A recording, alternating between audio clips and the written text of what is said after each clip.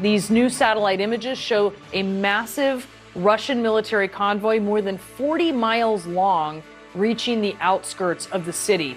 The convoy appears to include armored vehicles, tanks, as well as towed artillery.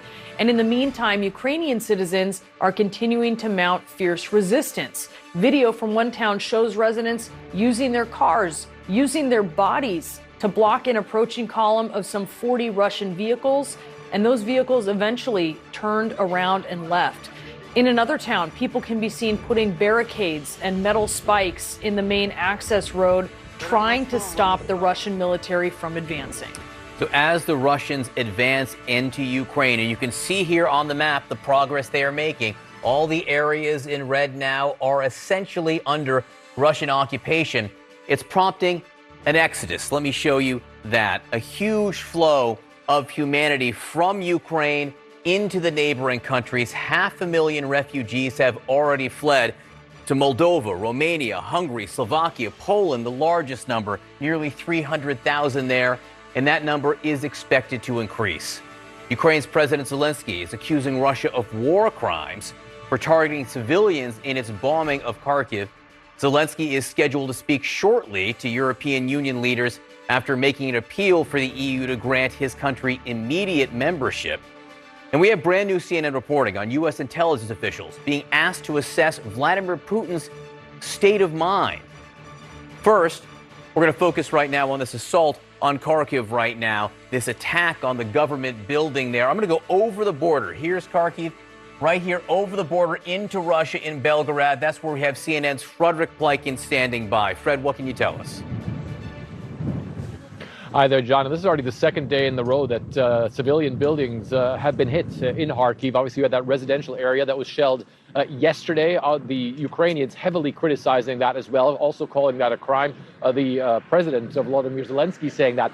And then this gigantic explosion that happened today, and you already just mentioned some of the numbers, that now the toll of people who are injured stands at 20. And one of the things that we have to point out is that there are emergency crews, according to the Ukrainian side, still on the ground, still trying to dig people out. The latest that we have is that there's 8 crews trying to work that. Obviously, all of this, as there is also a war going on there, as there is also fighting going on in the Kharkiv area as well.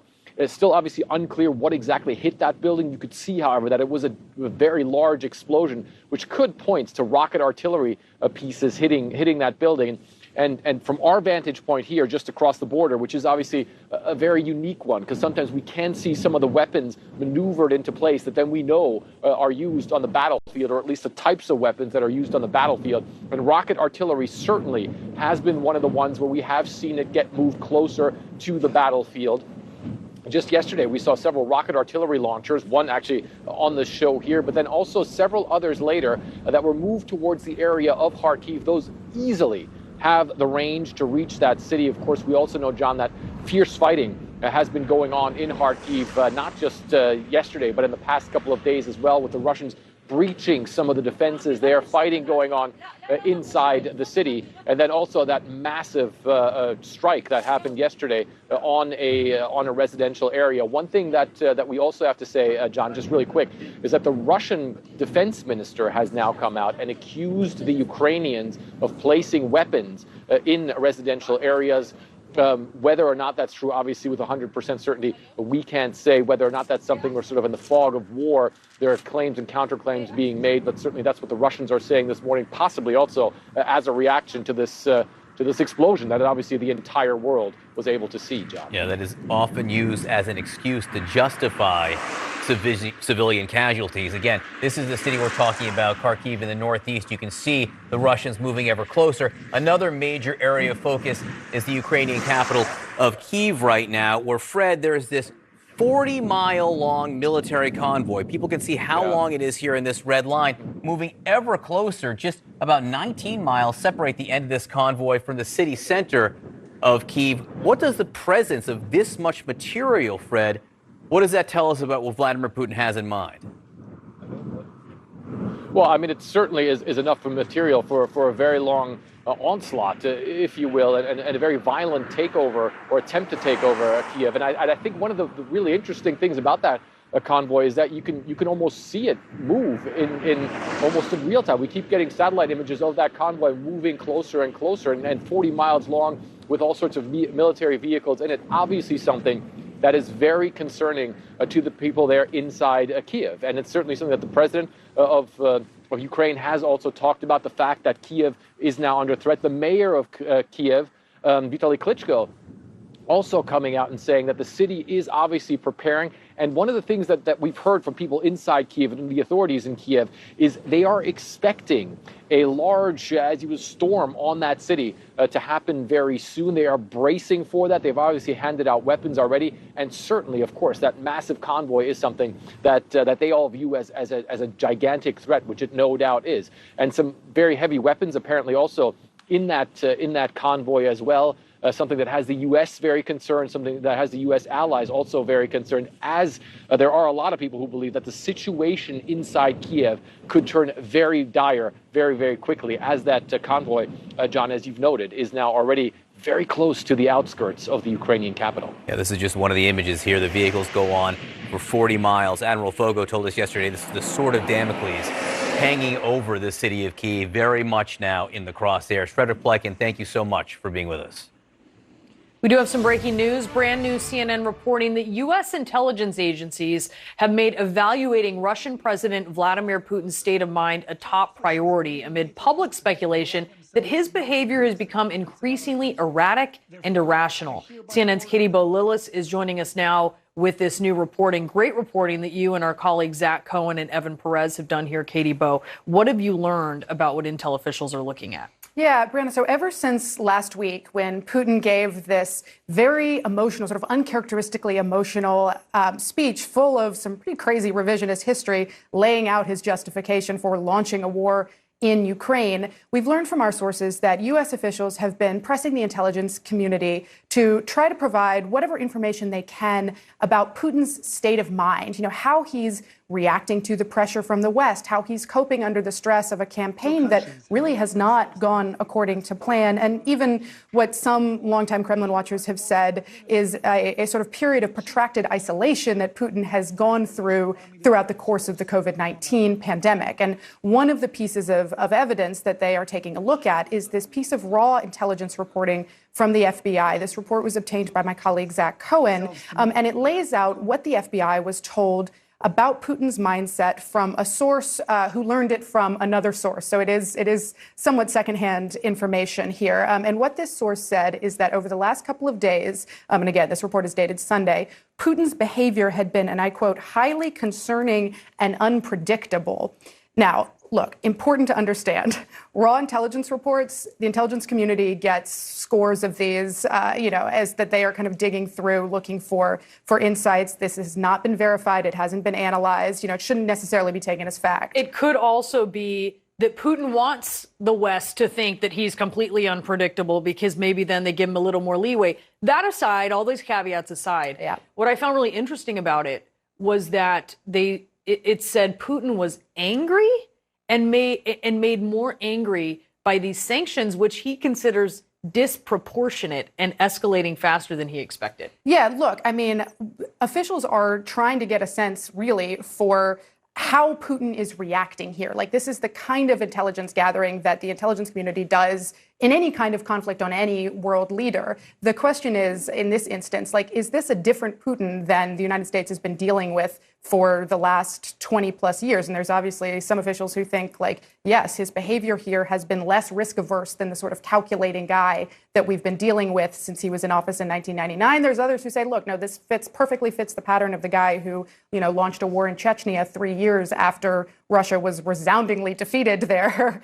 This is not a guy who's afraid of risk. I think ultimately this is not a question that is going to get answered by intelligence. U.S. officials have said repeatedly, we don't have a great insight into Putin's mind. The DNI, Avril Haines, the Director for National Intelligence, told members of Congress behind closed doors just last night that, look, we don't have a great view into Putin's mindset. Already. Right. So this is really more of a question of analysis than intelligence gathering. But you can tell that this is something that's of key interest because this report has caused a bit of a firestorm. It's also very interesting that they've been saying that Putin may not actually be getting an accurate picture of the war. So to complicate all of this, maybe the truth that he is operating with is different than what's really happening on the ground. Precisely. Katie Bo-Lillis, great reporting. Thank you so much. Pleasure. Joining me now is David Priest. He's a former CIA officer who served during the Clinton and George W. Bush administrations. He's also publisher of Lawfare, a blog that covers national security issues, and the author of the President's Book of Secrets. David, thank you so much for being with us. This is the kind of thing that makes sense to do when a country is being invaded, when one country is attacking the other. Assess the leader of the attacking country. My question to you is, okay, if Vladimir Putin is less than fully hinged right now, what are the implications for the people in Ukraine, for the people maybe in these areas in red here under Russian control? Yeah, you have a couple of interesting points here. Number one, it would be surprising if this were not happening. The news that there is this kind of intelligence focus on Vladimir Putin right now is not shocking. We would be surprised if this were not an area of focus.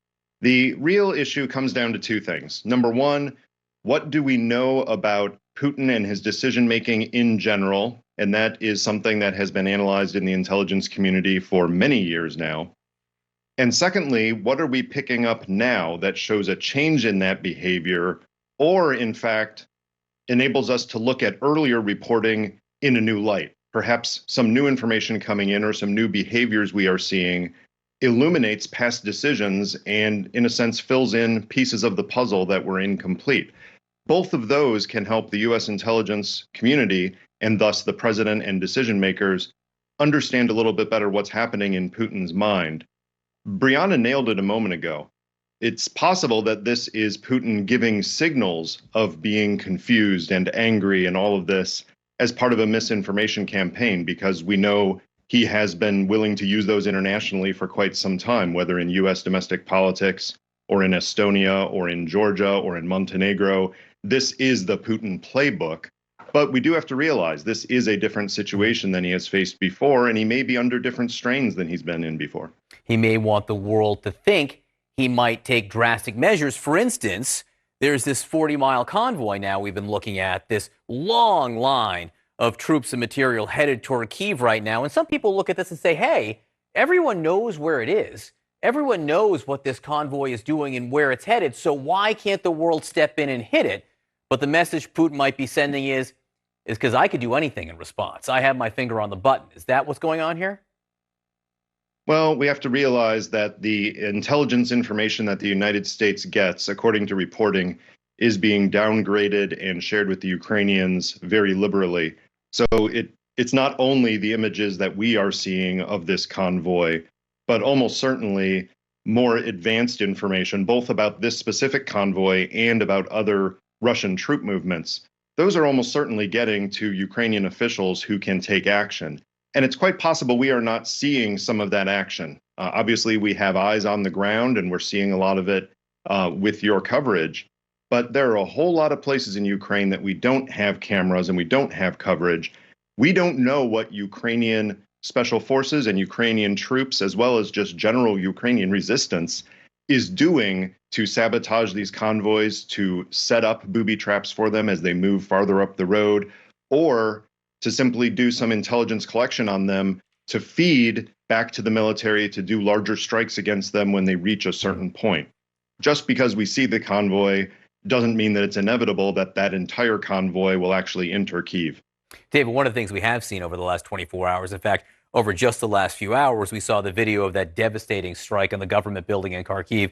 This is a map of where we've seen strikes over the last 24 hours. Even before that, what's your sense of Vladimir Putin's regard, or probably more appropriately, disregard for civilian casualties? And what are the implications of that?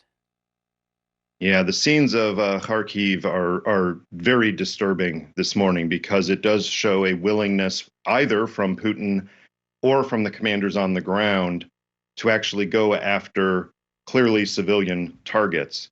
It's not surprising. This is the Russian mode of warfare. The wars in Chechnya showed this before. but it does show that there is some sense either that they can't find and access and prioritize the military targets they want to hit, or they realize that this is a societal struggle and the Ukrainian people are not going to just welcome the Russians in, as their propaganda alluded to. Therefore, they're going to have to erode the morale of the Ukrainian people. Eroding the morale of the Ukrainian people involves essentially state terrorism. It involves attacking civilians. It involves war crimes. And if we're seeing more and more of that, that probably does not just reflect the commanders on the ground. At that level, that's usually a strategic decision that that sort of thing is important to achieve the political objective. If that's beginning now, I fear what's going to be happening in the capital in coming days. Yeah, look, that's why it's so important what we're seeing right now. David Priest, I really appreciate you joining us. Thank you also for watching us and help keeping us honest. Thanks so much for your time, David. You bet. So here in just minutes, Ukrainian President Volodymyr Zelensky is set to speak remotely to European Union leaders after signing a formal request yesterday to join the EU. CNN's Natasha Bertrand is at EU headquarters in Brussels. So talk to us a little bit about this, because it's not something that obviously would happen quickly if it were to move in this direction, Natasha. That's right, Brianna. It could actually take quite a long time, and the Ukrainian president is asking the bloc to grant it some kind of expedited track so that it can join the European Union more quickly. Now, this idea is actually gaining some steam. The presidents of 8 EU member states overnight published an open letter calling for the bloc to expedite Ukraine's candidacy for the European Union bloc, which would then allow them to kind of open negotiations. So it wouldn't actually allow Ukraine to accede to the EU immediately, but it would just start that process of negotiations. Ukraine is saying we don't really have time for all that. We need to be on this fast track to membership because we need to be on equal footing with the European Union as Russia attacks our country. Now, there are some members of the EU who are more reluctant about that. Germany, for example, the German foreign minister said we need to slow down here and we can't make promises that we can't keep at this moment, because there are many financial and legal kind of issues that that countries that want to join the EU have to work out before they can actually become full members. Some countries have been waiting about a decade to actually join. So they're hoping that this can gain some steam within the EU. There's going to be a parliamentary emergency session here at the European Parliament in a couple hours that Zelensky will address. But important to remember here that the European Union is doing quite a lot in its estimation to provide support for Ukraine at this moment, providing over $500 million worth of lethal equipment to Ukraine to help them fend off the Russians and maintain that momentum that we've seen from them over the last few days of this war. They are also banning Russian flights from EU airspace. They are looking to ban Russian media from European airwaves. So they are clearly in solidarity with the Ukrainians, and they have continued to communicate that message very clearly to Kiev. But the Ukrainian president over the last several days has said, we feel that we are fighting this war alone, and we need the support of NATO, we need the support of the EU in order to effectively deter Russia from potentially taking over the capital of Ukraine, Kiev. Brianna?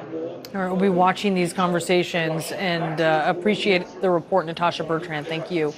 So next, we do have some more details on this. This is a 40-mile-long Russian convoy headed toward Kyiv, what Ukrainians are bracing for. Plus, CNN's Clarissa Ward speaking with some fearless Ukrainians who are doing whatever it takes to defend their homeland.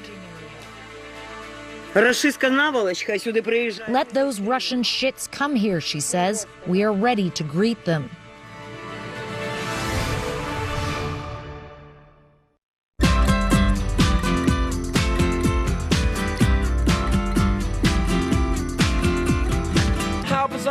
No annual fee on any Discover card.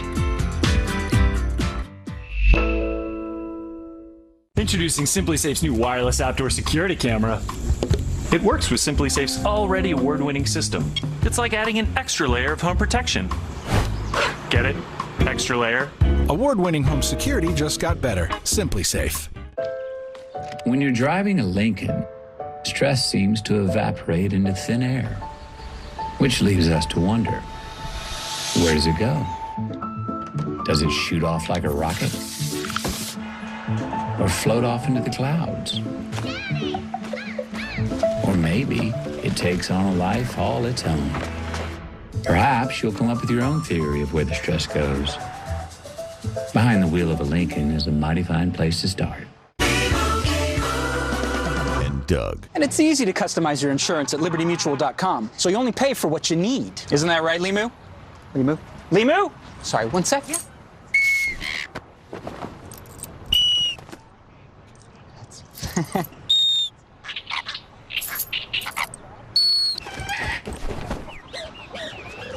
There he is. Only pay for what you need. Liberty, liberty, liberty, liberty. Most people believe that America recovers when our middle class recovers. So Senate Democrats are fighting for them, speeding up vaccines, getting people back to work, rebuilding the roads and ports our industries need to grow, lowering costs and cutting taxes. But Mitch McConnell's fighting too, for the same wealthy insiders who get rich by keeping prices high. With McConnell in charge, they win and you lose. Don't let it happen. DSCC is responsible for the content of this advertising. Wow, we're crunching tons of polygons here. What's going on? Where's Regina? Hi, I'm LaDonna. I invest in Invesco QQQ, a fund that gives me access to NASDAQ 100 innovations like real-time CGI. Okay. Yeah, don't worry, I got it. Become an agent of innovation with Invesco QQQ. Before investing, carefully read and consider fund investment objectives, risks, charges, and expenses, and more in the prospectus at Invesco.com. Frank is a fan of fast. He's a fast talker, a fast walker. And for unexpected heartburn, Frank is a fan of Pepcid. It works in minutes. Nexium 24-hour and Prilosec OTC can take 1 to 4 days to fully work. Pepcid, strong relief for fans of fast. I'm constantly nodding because I know everything about furniture. But with the business side, I'm feeling a little lost. QuickBooks can help. An easy way to get paid, pay your staff, and know where your business stands. New business? No problem. Success starts with Intuit QuickBooks. Jamaica. Best decision ever. Feel the sand between your toes and the gentle waves of the sea on your skin. Feel the warm Jamaican breeze lift your spirits and nourish your soul. Escape to exactly what makes your heart beat. You will love every moment. Jamaica, heartbeat of the world. Let's go. Ever wonder what everyone's doing on their phones? They're banking with Bank of America. The groom's parents, they just found out they can redeem rewards for a second honeymoon. Romance is in the air. Like these two. He's realizing he's in love and that his dating app just went up. Must be fate. And Phil, he forgot a gift, so he's sending the happy couples some money. Digital tools so impressive, you just can't stop banking. What would you like the power to do? We're 6 days now into Russia's full-scale assault on Ukraine, and U.S. intelligence assesses that the worst could still be yet to come for the Ukrainians. This is a Russian military convoy, at times measuring more than 40 miles long, nears Ukraine's capital of Kiev. Joining us now is CNN military analyst and former Army commanding general for Europe and the 7th Army, Lieutenant General Mark Hertling, who is with us now. Can you just give us a commander's perspective on what's going on right now on both sides? Yeah, that's the big thing, Brianna, because for the last several days, we've been watching a lot of people drawing arrows on maps. That's easy to do, and as you look at it, there's about 8 or 9 of them across the board. This is a huge battle space. From a commander's perspective, I'm looking at not only what am I doing as a Ukrainian commander, but what's the Russian commander doing.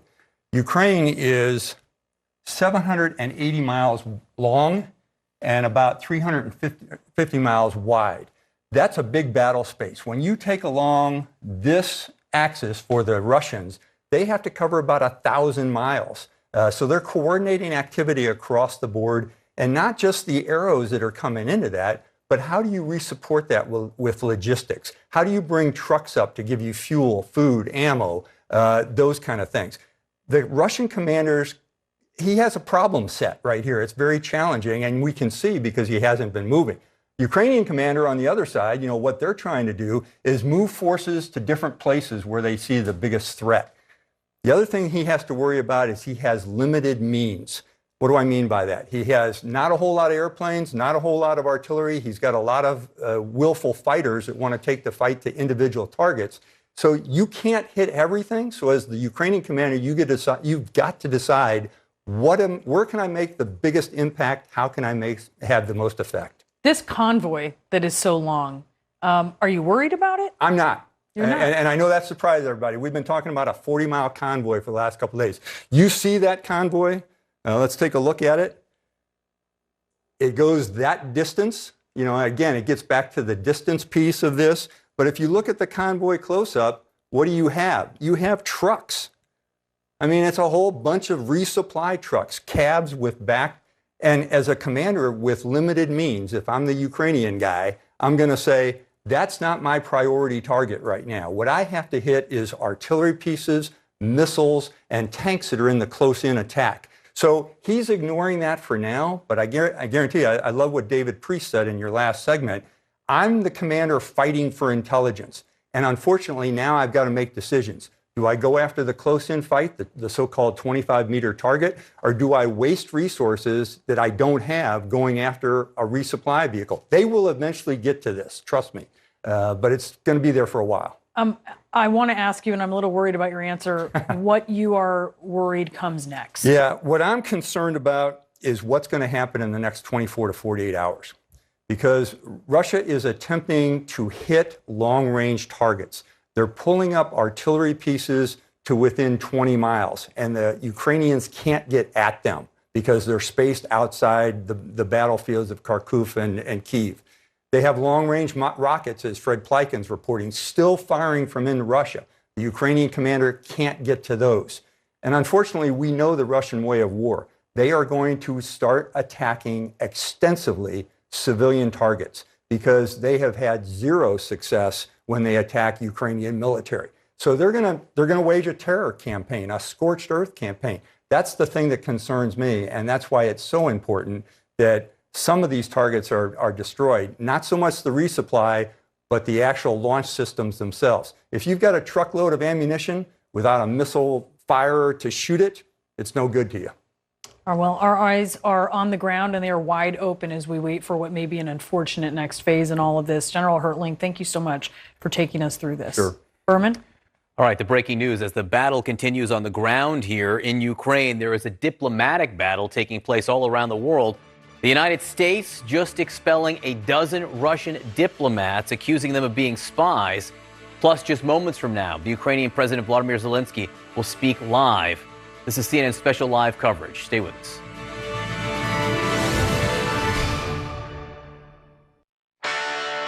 It was almost never about food. I think it was about Tony learning how to be a better person.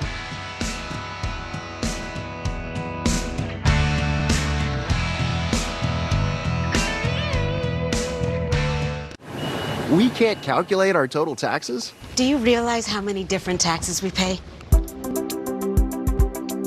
Sales tax, different POS systems in all 7 countries. And online sales? That's a whole other system. And different regulations. There's real estate credits, solar incentives. And we have no way to integrate all that. No, but BDO does. People who know BDO. People everywhere living with type 2 diabetes are waking up to what's possible with Rybelsus. The majority of people taking Rybelsus lowered their blood sugar and reached an A1C of less than 7. Rybelsus isn't for people with type 1 diabetes. Don't take Rybelsus if you or your family ever had medullary thyroid cancer, or have multiple endocrine neoplasia syndrome type 2, or if allergic to it. Stop Rybelsus and get medical help right away if you get a lump or swelling in your neck, severe stomach pain, or an allergic reaction. Serious side effects may include pancreatitis. Tell your provider about vision problems or changes. Taking Rybelsus with a sulfonylurea or insulin increases low blood sugar risk. Side effects like nausea, vomiting, and diarrhea may lead to dehydration, which may worsen kidney problems. Wake up to the possibility of lower A1C with Rybelsus. You may pay as little as $10 for up to a 3-month prescription. Ask your healthcare provider about Rybelsus today. What makes my heart beat? Having everything I want in the place I love. Jamaica, heartbeat of the world. Let's go. Hiring is step one when it comes to our growth. We can't open a new shop or a new location without the right people in place. I couldn't keep up until I found ZipRecruiter. ZipRecruiter helps us get out there quickly and get us qualified candidates quickly. They sent us applicants that matched what I was looking for. I've hired for every role, entry-level technicians, service advisors, store managers. ZipRecruiter helps me find all the right people, even the most difficult jobs to fill. ZipRecruiter, rated the #1 hiring site. Try it for free at ZipRecruiter.com/choice.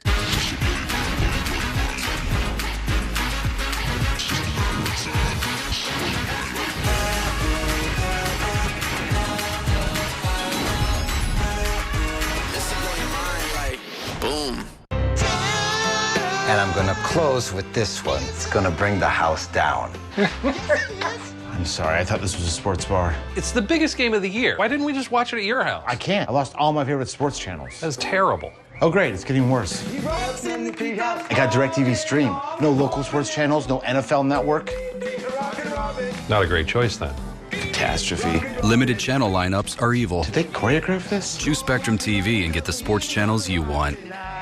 I absolutely hated pricking my fingers. You get these calluses and these sores. Pick a finger, you know. Which one you gonna hurt today? Once I was able to use Dexcom, I could simply monitor on my phone, and I didn't have to prick. I'm not relying on a finger stick.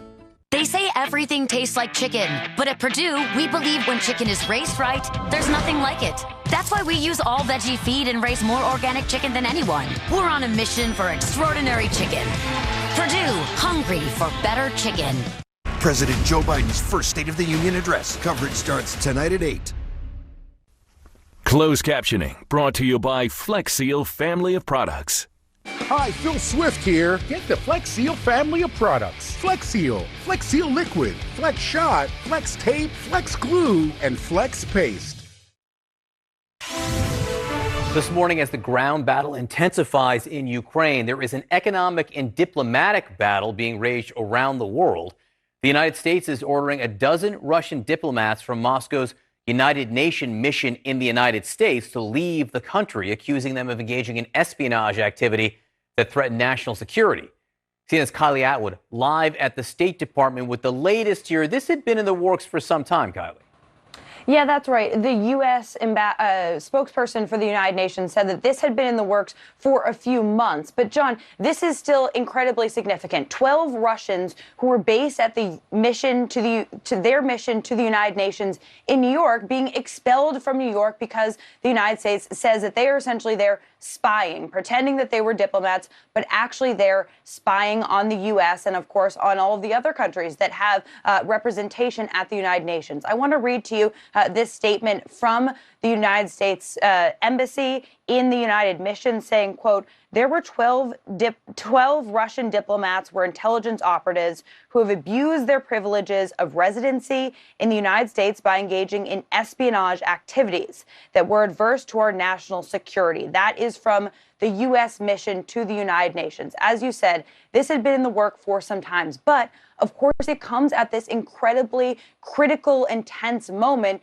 because of the crisis unfolding in Ukraine. And it's also a situation where we have seen a back and forth between the United States and Russia over their diplomatic presence in one another's countries over the last few months and over the last few years. And as a result, the United States is now operating in Russia with a skeletal staff because the Russians had kicked out so many U.S. diplomats from the country that the United States said were there actually doing their job. So we haven't yet seen what Russia is going to do in responding to this. But of course, this makes diplomacy all the more challenging when you have the expectation that there could be another tit for tat and a downturn in the number of U.S. diplomats that are in Russia. We should also note that earlier this year, even, the number 2 U.S. diplomat that was based in Moscow was kicked out of the country for no reason. And of course, the United States had to respond, and they sent home the number 2 Russian diplomat based here in Washington, D.C. John. Kylie Atwood for us at the State Department. Kylie, keep us posted. In the meantime, this fighting here has created an exodus of people from Ukraine trying to get out of the country as quickly and as safely as they can. The UN says nearly 500,000 people have fled so far, although that number probably very low at this point. You can see Moldova, Romania, Hungary, Slovakia. the largest number heading over the border into Poland. Again, the estimate right now, 280,000, but that's almost certainly low at this point. Our Arwa Damon is live. I think we have her live now. Yes, Arwa Damon now live across the Polish border. And Arwa, you've been speaking with these people who traveled hundreds and hundreds of miles in some cases. Yeah, and some of these stories, as you can imagine, in fact, all of these stories are absolutely heartbreaking. And among these horrendous stories of fear and of bombs falling, you also have a segment of the population that was living in Ukraine who are students, who are foreign nationals, and they have been going through unimaginable waiting times. In fact, let me just show you what I mean, because the line here, and we've been here since last night, has not moved at all. And if we just go and ask most of the people in this line how long they have been waiting out here for, keeping in mind that these temperatures go below freezing. I'm sorry, can I ask you all, how long have you been waiting here now? From last 6 days. 6 days. From 7 a.m. And how long have you been waiting here? More than a week. How long time? Since it began, 4 days. No, more. 5. I mean, and the line here isn't moving at all. And a lot of these young men, when they try to get on the trains or the buses, they're told that they can't do that. They're actually having to walk to get here, and it takes hours. And as I was saying, the temperatures are freezing cold. On the other side of this street here, you have the line for Ukrainians. And for those who are mostly women and children, and looking over on this side is just as heartbreaking, because everybody in that line is either there without their husband, father, or brother because they have to stay behind, or they have come with them and they're waiting these last final hours together before they have to say goodbye. We were speaking earlier to a couple. He is from Ukraine. She is from Vietnam. They have 2 little children, and he had walked them all the way up to try to get them out. We met a family from Afghanistan. I mean, just think about that. They had fled Afghanistan. They came here. They have a 5-day-old baby. They just made it across, only to be told because the baby doesn't have a birth certificate, they will not be able to cross. What everyone here will tell you, though, is that this system needs to be addressed. It needs to be quicker. It needs to be faster. These people have all suffered so much. They really cannot psychologically go through anymore. And the numbers will only increase in the coming days. Arwa Damon, I misreported where you were. You were actually on the Ukrainian side of the border, but you can see Poland from where you're standing. That last few feet is where those hundreds of people are trying to get to. Arwa, thank you so much for that report. So a huge explosion in Ukraine's second largest city. It hit a government building. At this point, we're hearing more than 20 people were injured, including at least 1 child. But based on the size of that blast, you can expect that number certainly will increase. This is CNN's special live coverage of the Russian invasion of Ukraine. Stay with us.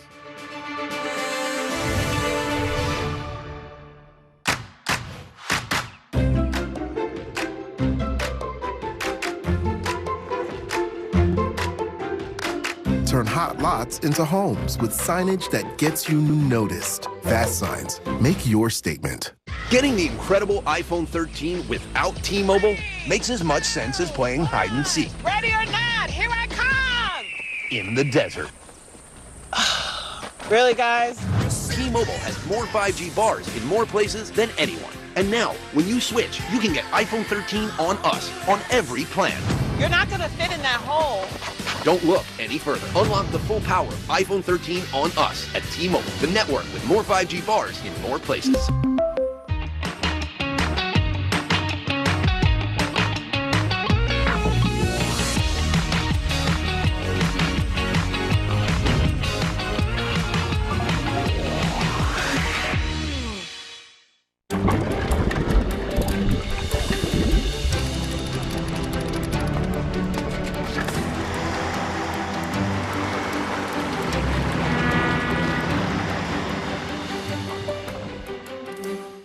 Okay, look, we got time for one play. Let's do this. Coach, I got this. I watch tons of live sports on Sling TV.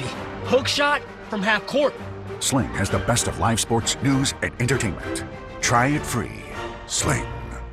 The Sleep Number 360 Smart Bed is on sale now. Why choose proven quality sleep from Sleep Number? Because the Sleep Number 360 Smart Bed is really smart. It senses your movement and automatically adjusts to help keep you both comfortable all night. It's also temperature balancing, so you stay cool. It's so smart, it knows exactly how long, how well, and when you slept. Sleep Number takes care of the science. All you have to do is sleep. And now, save up to $600 on select Sleep Number 360 smart beds, plus 0% interest for 36 months, only for a limited time. To learn more, go to sleepnumber.com. I heard they're like a peach a little bit. Yeah, they're a little bit. Is Tim okay? We got the new MyGM Rewards card, so everything we buy has that new car smell. Stop. I will not. Food's here. This smells like a brand new car. Yep. Best in class rewards and a great way toward your next Chevrolet, Buick, GMC, or Cadillac. And with all those points on everything we buy, we're thinking SUV. With leather. A new kind of appreciation with that new car smell. With the timeless protection of ADT, it's safe to say, Hey, Google, unlock the front door. with ADT and the new battery-powered Google Nest doorbell, your front door is safer and smarter. Join the millions of people who choose ADT to help keep them safe. Tonight, My fellow Americans, President Joe Biden, his first State of the Union address. Anderson Cooper and Jake Tapper host with Wolf Blitzer, Dana Bash, Don Lemon, Abby Phillip, and Pamela Brown. Special live coverage starts tonight at 8. Marcus tells me you're selling your home too. We sold it directly to Open Door. Is that a fax machine? Bet we're getting an offer on our house right now. So, Open Door? Yeah. This looks good. Sell your home the new-fashioned way. Honey? Open Door. Protecting your health is a lifelong journey. We've always protected Floridians through innovative solutions. COVID-19 is no exception. Early treatment saves lives. It definitely saved mine. Talk to your doctor about what can work best for you. As always, it is important to maintain a healthy immune system and stay active. Let's live. Marcus tells me you're selling your home too. We sold it directly to Open Door. Is that a fax machine? Bet we're getting an offer on our house right now. So, Open Door? Yeah. This looks good. Sell your home the new-fashioned way. Honey? Open Door. He meant so much to so many people.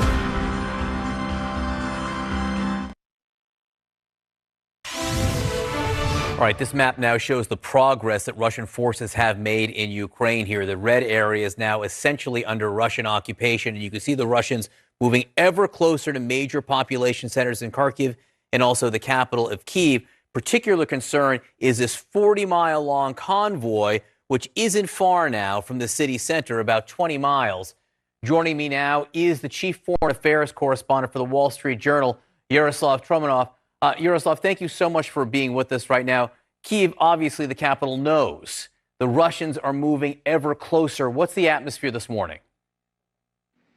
Well, the Russians have been close to the city. The Russians were in the city. Russian attacks were repelled just a few days ago. And the thought of Russian artillery can be heard every day. And every day there are air raid sirens as well. So most exits from the city, except the routes going south, are no longer sort of passable because the Russian forces are on the outskirts. And this convoy is just coming in to reinforce them. And when we look at what happened in Kharkiv, the second largest city, I have to believe that's a cause for concern in Kyiv as well, the idea that major population centers, major government buildings could be targeted. Oh, yes, absolutely. Absolutely. If in the initial days of the war, the targeting was more or less pinpointed to sort of looking to hit military infrastructure. After the shelling of residential neighborhoods of Kharkiv yesterday with multiple rocket launch systems, it became clear that President Putin of Russia has changed his strategy and is now really trying to intimidate Ukrainians and to break the resistance by attacking civilians. And are they being intimidated? This is day 6 of the conflict. The first few days of the war saw this incredible esprit de corps. Ukrainians literally taking to the streets with their weapons to fight the Russians. Is that still taking place? Oh, yes, very much so, very much so. There is this incredible solidarity in the city. A lot of the local men and women have joined the territorial defense forces, and you don't really see them in the city this much because after clearing it from Russian infiltrators in the first few days of the conflict, they've deployed to the front lines to the edge of the city where they are helping the regular military, the regular army with their tanks and their artillery pieces and other heavy weapons. So, and in the city itself, you see volunteers distributing food. We were in the hospital today where a pizza company just brought in a couple of vans of free pizza, for example, for the children and the staff that are there. It's amazing how something as simple as a pizza can lift morale and be a sign of defense in and of itself. Yaroslav Trofimov, thank you so much for being with us. Please stay safe. Thank you. All right, we're waiting to hear from Ukraine's President Vladimir Zelensky speaking to the European Parliament. He is describing Russia's attack on his country as undisguised terror, war crimes that no one will forgive. We'll hear from him in just a second.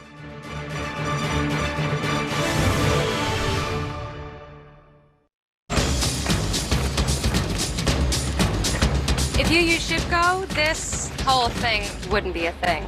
Yeah, Dad, I don't want to deal with it. Oh, you brought your luggage to the airport. That's adorable.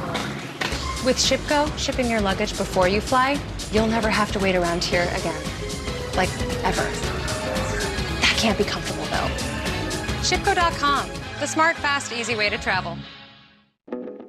What makes my heart beat? Having everything I want in the place I love. Jamaica, heartbeat of the world. Let's go. The housing market can be tricky. Offer deadline on Sherman Street. But don't worry. Redfin updates listings every 5 minutes, and you can take a same-day tour. So I'll see homes first. Yep. Check it out. Dibs! Dibs! Want to win? Choose Redfin. We need to reduce plastic waste in the environment. That's why at America's beverage companies, our bottles are made to be remade. Not all plastic is the same. We're carefully designing our bottles to be 100% recyclable, including the caps. They're collected and separated from other plastics, so they can be turned back into material that we use to make new bottles. That completes the circle and reduces plastic waste. Please help us get every bottle back.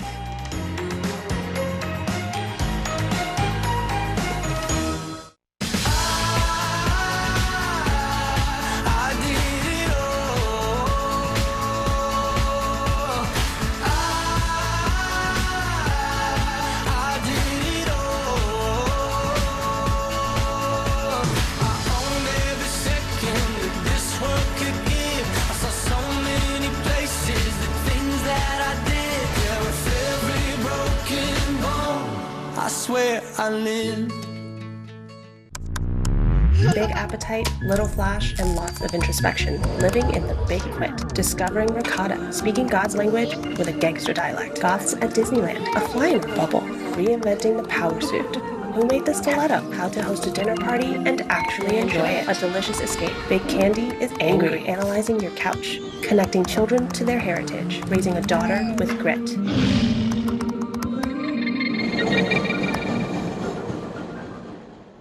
1, 2, 3, 4, 5, 6. He meant so much to so many people.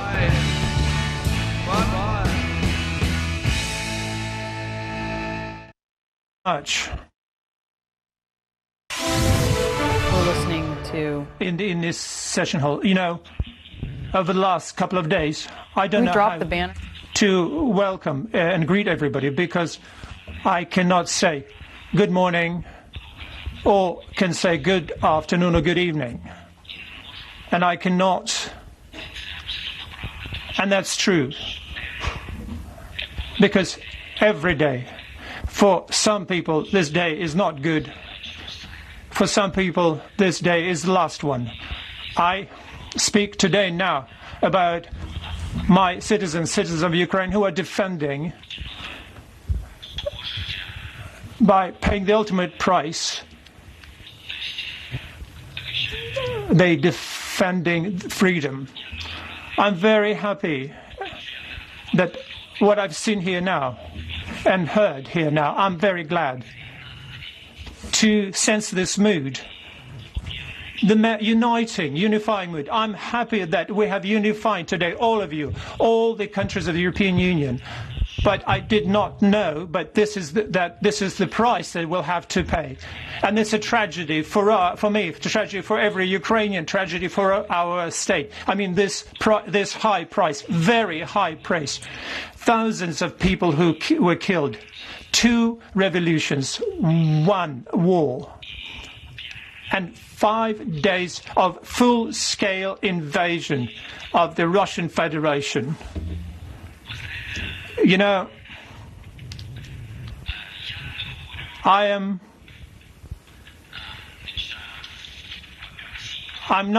don't read off the paper, off the sheet, because the paper phase in the life of my country has ended. Now we're dealing with reality. We're dealing with killed people, real life, you know.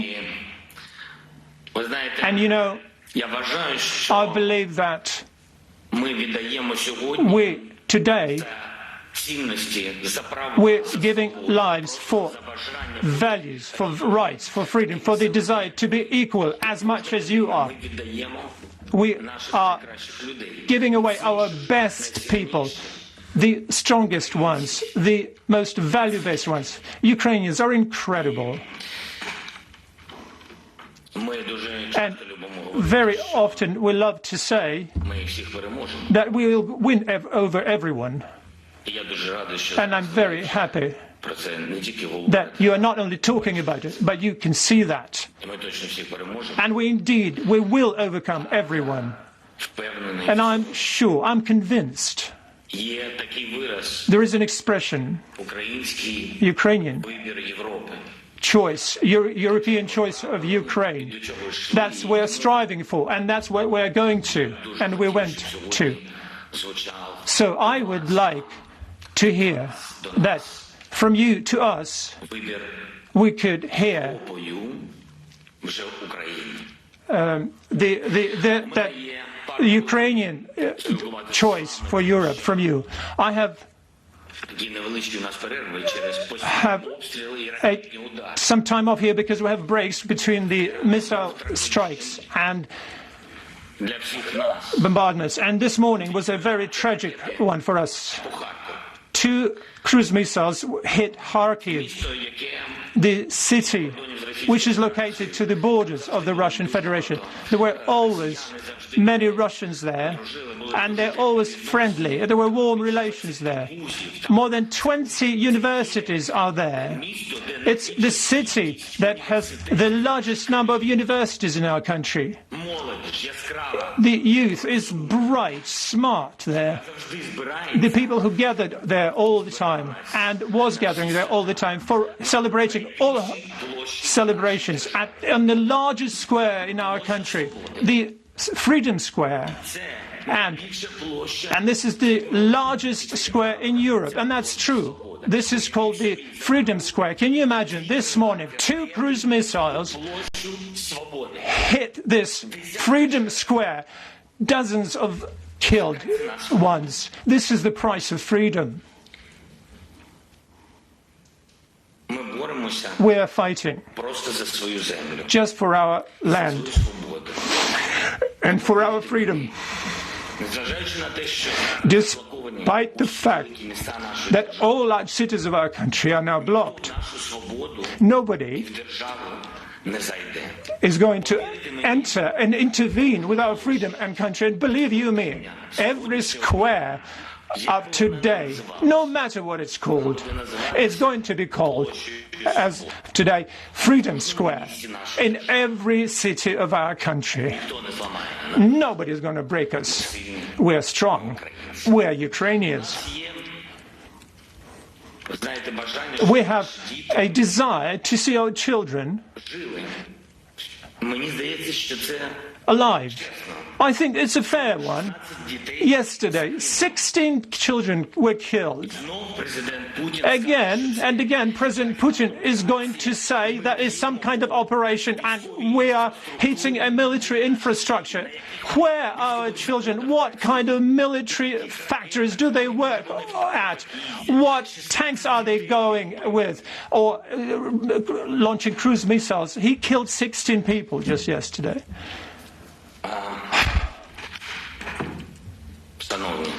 Dear, our people are very much motivated, very much so.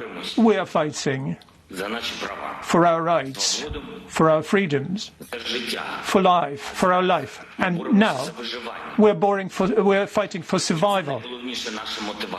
And this is the highest of our motivation. But we are fighting also to be equal members of Europe. I believe that today we are showing everybody that's exactly what we are. The European Union is going to be much stronger with us, that's for sure. Without you, Ukraine is going to be lonely, lonesome. We have proven our strength. We have proven that, as at a minimum, we are exactly the same as you are. So do prove that you are with us. Do prove that you will not let us go. Do prove that you indeed are Europeans. And then life will win over death, and light will win over darkness. Glory be to Ukraine.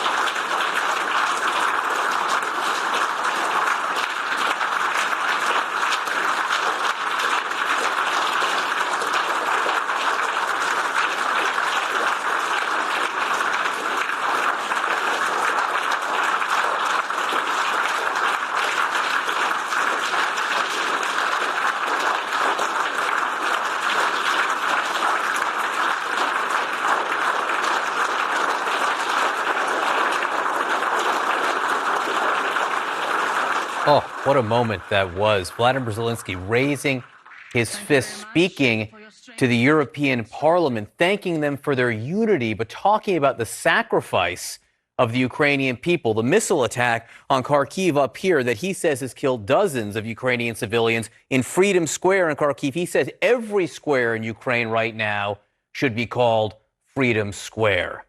I'm joined now by CNN's chief international anchor, Christiane Amanpour. Christiane, it almost sounded like the translator was choking up because there was so much emotion there. Well, I think you're absolutely right. You know, he said, I can't even say good morning, good evening, good afternoon to you all, because it is not good for anybody in Ukraine. Although we're fighting hard, every day brings more deaths. And again, he raised this unbelievable global specter. This is not just a fight, he says, for Ukraine or by brave Ukrainians, but it is for the entire world, particularly the free world, and particularly for Europe. And he used this address here at the European Parliament, actually obviously in Brussels, to ask for immediate accession to the EU. Now, it's unlikely that he will get that, but this was a point that he absolutely made.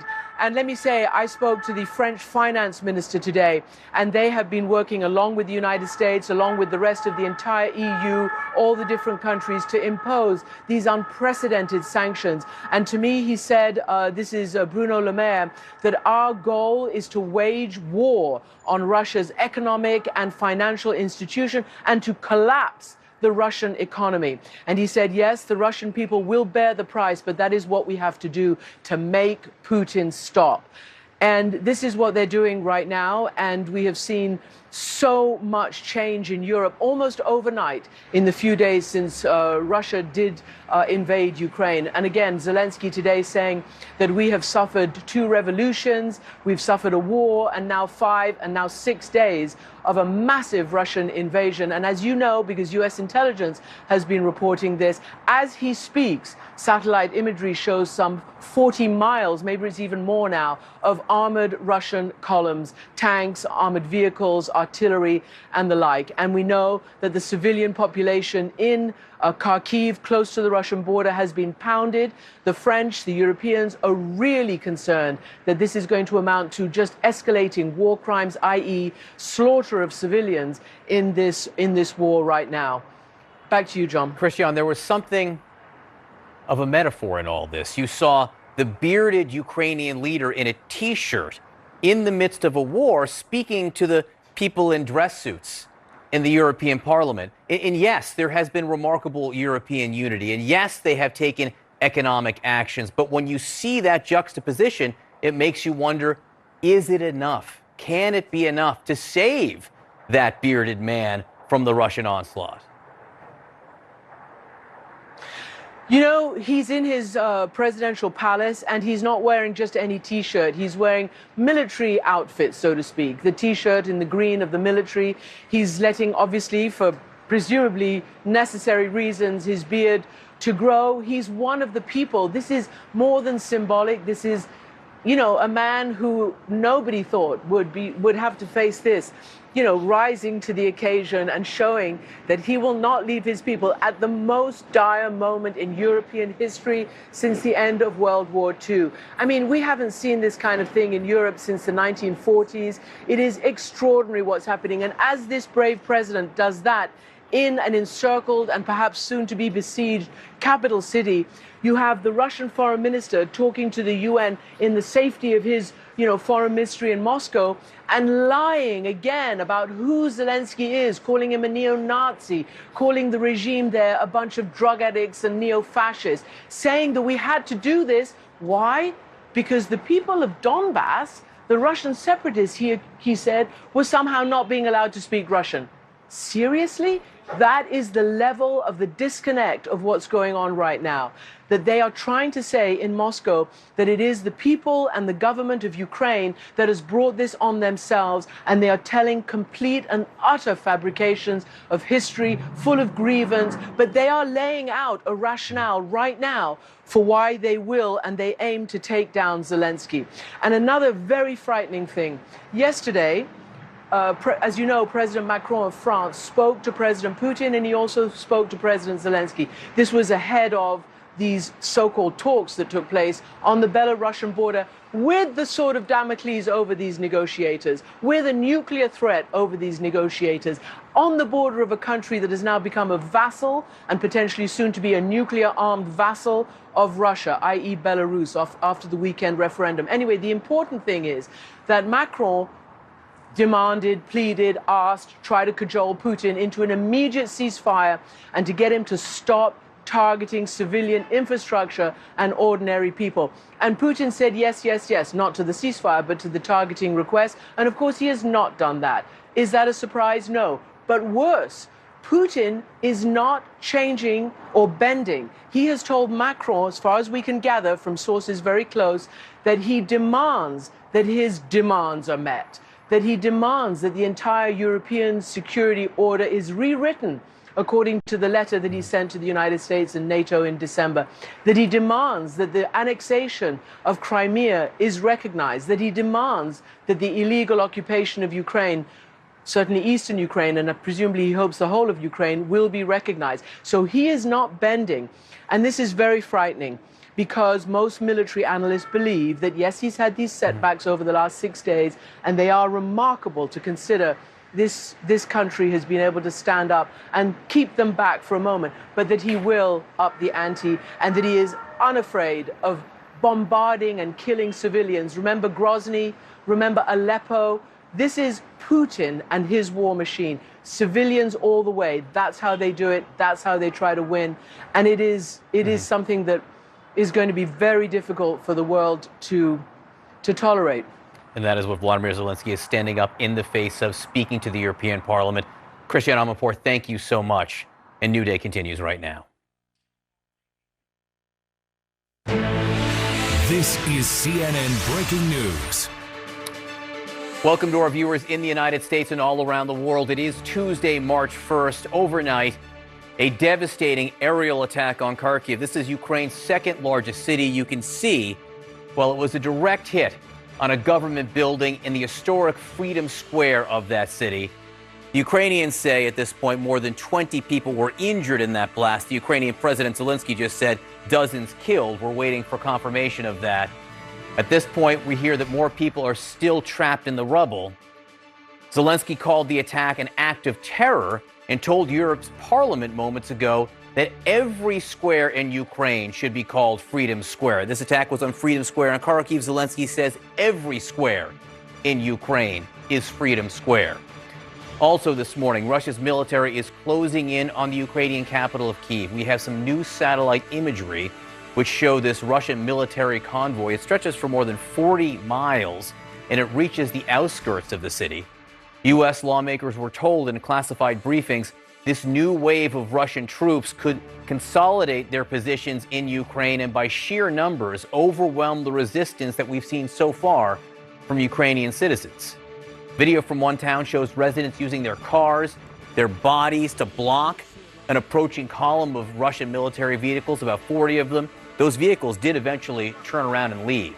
In another town, you can see people putting up barricades, laying down spikes to block the Russian military advance. According to the UN, more than 500,000 refugees have already fled Ukraine to neighboring countries. Poland has welcomed the vast amount of them, and officials are expecting the number of those refugees to increase exponentially. The Ukrainian president speaking remotely this morning to the European Parliament after making an appeal for the EU to expedite his request to grant the country immediate citizenship. Membership, I should say. Let's go live now to Clarissa Ward. She is in Kyiv, and this was some kind of address that Zelensky gave to the European Parliament from where you are. He urged the Europeans to choose Ukraine, Clarissa. That's right, Brianna. I mean, this really feels like an existential moment for Ukraine. And the feeling here is that they're not just fighting for their own survival, but they're fighting for a way of life that people in the West enjoy, committed to liberal democracy.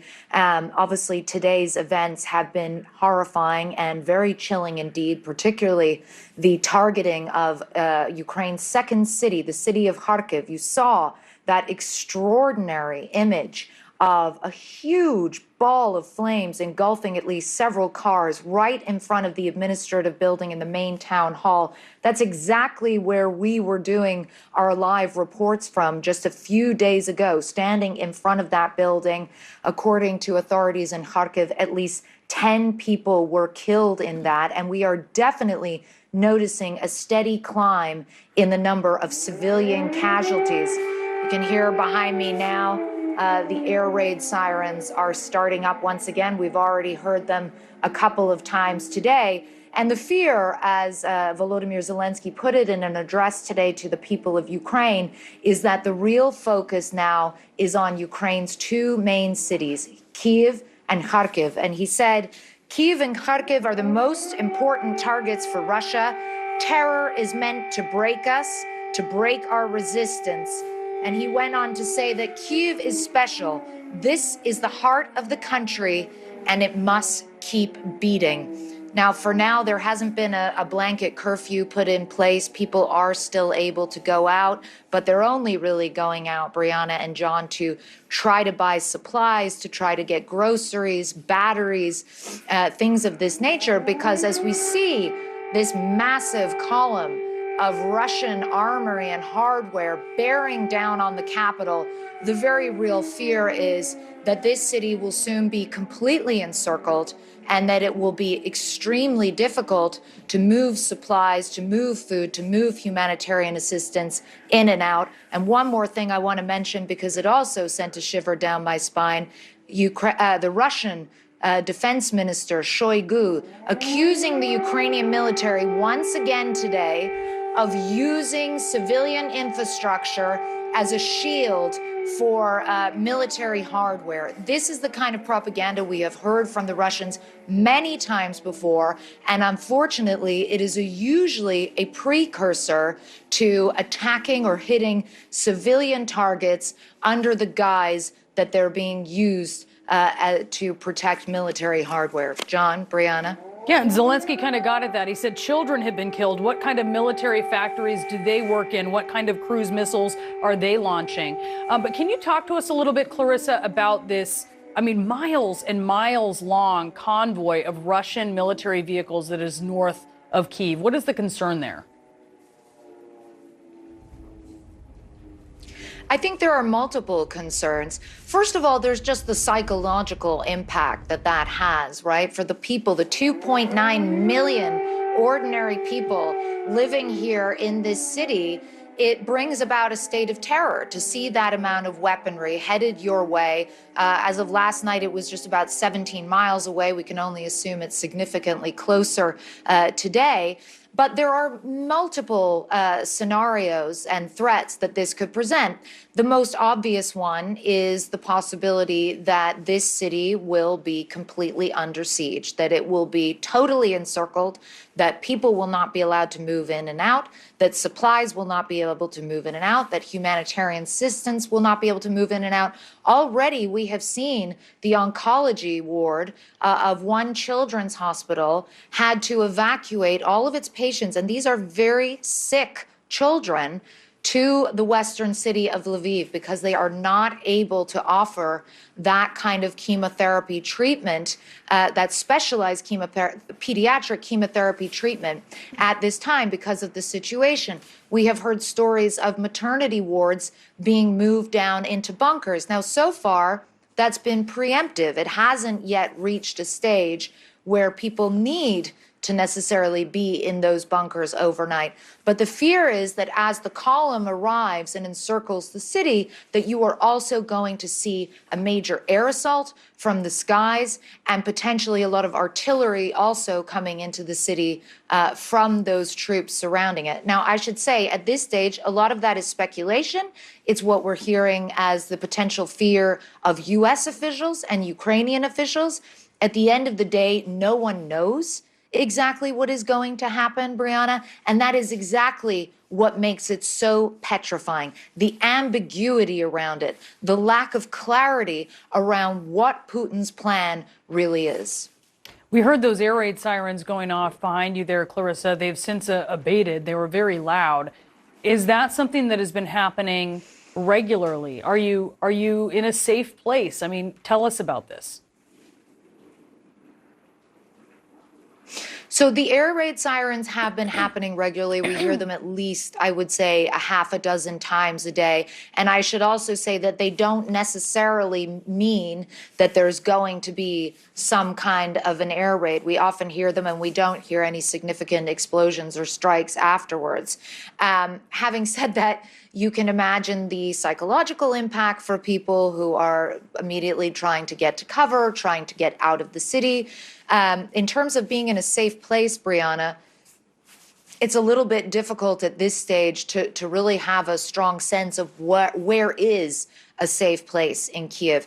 We haven't seen yet active, large-scale targeting of civilian sites. We have seen 2 apartment buildings hit, but we haven't seen a sort of large-scale carpet bombing, if you like, which is the sort of worst-case scenario or the real fear that many officials have been talking about. There are a lot of bunkers in this city, Soviet-era bunkers, and of course you saw a lot of people go to the city's metro stations, which are very deep underground, to take shelter. So there are places for people to go to. But the other thing to keep in mind is, how long does this last? How long can people hold out? You can't stay underground forever. No, you cannot. Clarissa Ward, thank you so much for that report from the Capitol. All right, a remarkable moment just there. Breaking news again as the Russians move ever more into Ukraine, now occupying all this area in red. CNN has brand new reporting The U.S. intelligence have made evaluating Russian President Vladimir Putin's state of mind a top priority amid some speculation that his behavior has become increasingly erratic and irrational. CNN's Katie Bowe-Lillis has the reporting on this. Katie, what have you learned? Yeah, John, so ever since last week, when Putin gave this uncharacteristically emotional and sort of speech full of kind of crazy revisionist history, laying out his justification for launching a war into Ukraine.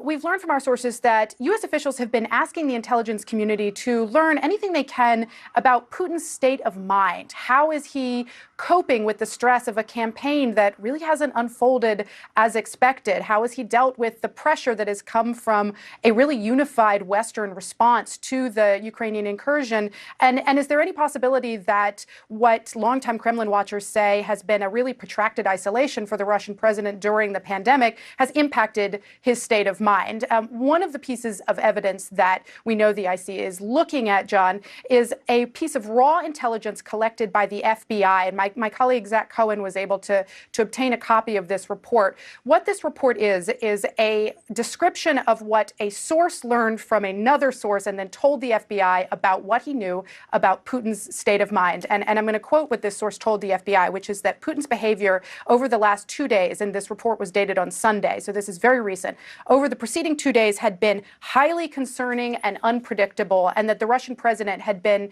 extremely angry about the Western sanctions that had been put on Russia in response to the invasion. Now, look, it's important to understand that this is raw intelligence. The intelligence community gets lots and lots of reporting like this from lots of sources all over the world. It has not been verified, vetted, analyzed, but we do know from our sources that this report has caused a little bit of a firestorm, and we do know that the FBI is under a bit of pressure from other officials to try to learn more from this source, to try to figure out what they can about the way Putin is reacting right now. All right, Katie Bowe-Lillis, thank you very much. Important reporting right there. And joining me now is Steve Hall, CNN national security analyst and former CIA chief of Russia operations. Steve, you just heard what Katie was saying there, assessing right now the mental state of Vladimir Putin. Overlay that into what we're seeing on the ground here with airstrikes. This is Kharkiv. This is where the strikes have been on civilian population areas, that attack on the government building there. How do the two things intertwine? There's obviously a lot on Putin's mind, to state the obvious. And this is one of the hardest things in the intelligence world to try to collect against. You know, what are you thinking this morning when you get up? Are you in a bad mood? Did you get in a fight?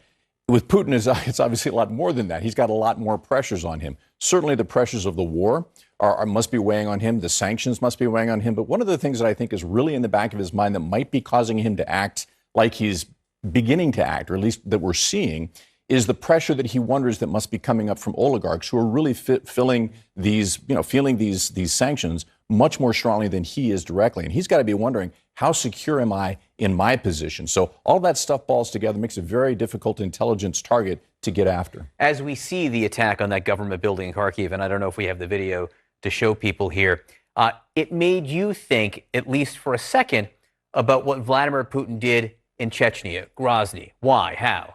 You know, I've talked to a lot of Russian intelligence officers in the course of my career, and oftentimes the conversation, especially when it goes to taking out targets like counterterrorism targets, they'll say, well, there's this guy in Chechnya that we need to get, and he's in this village.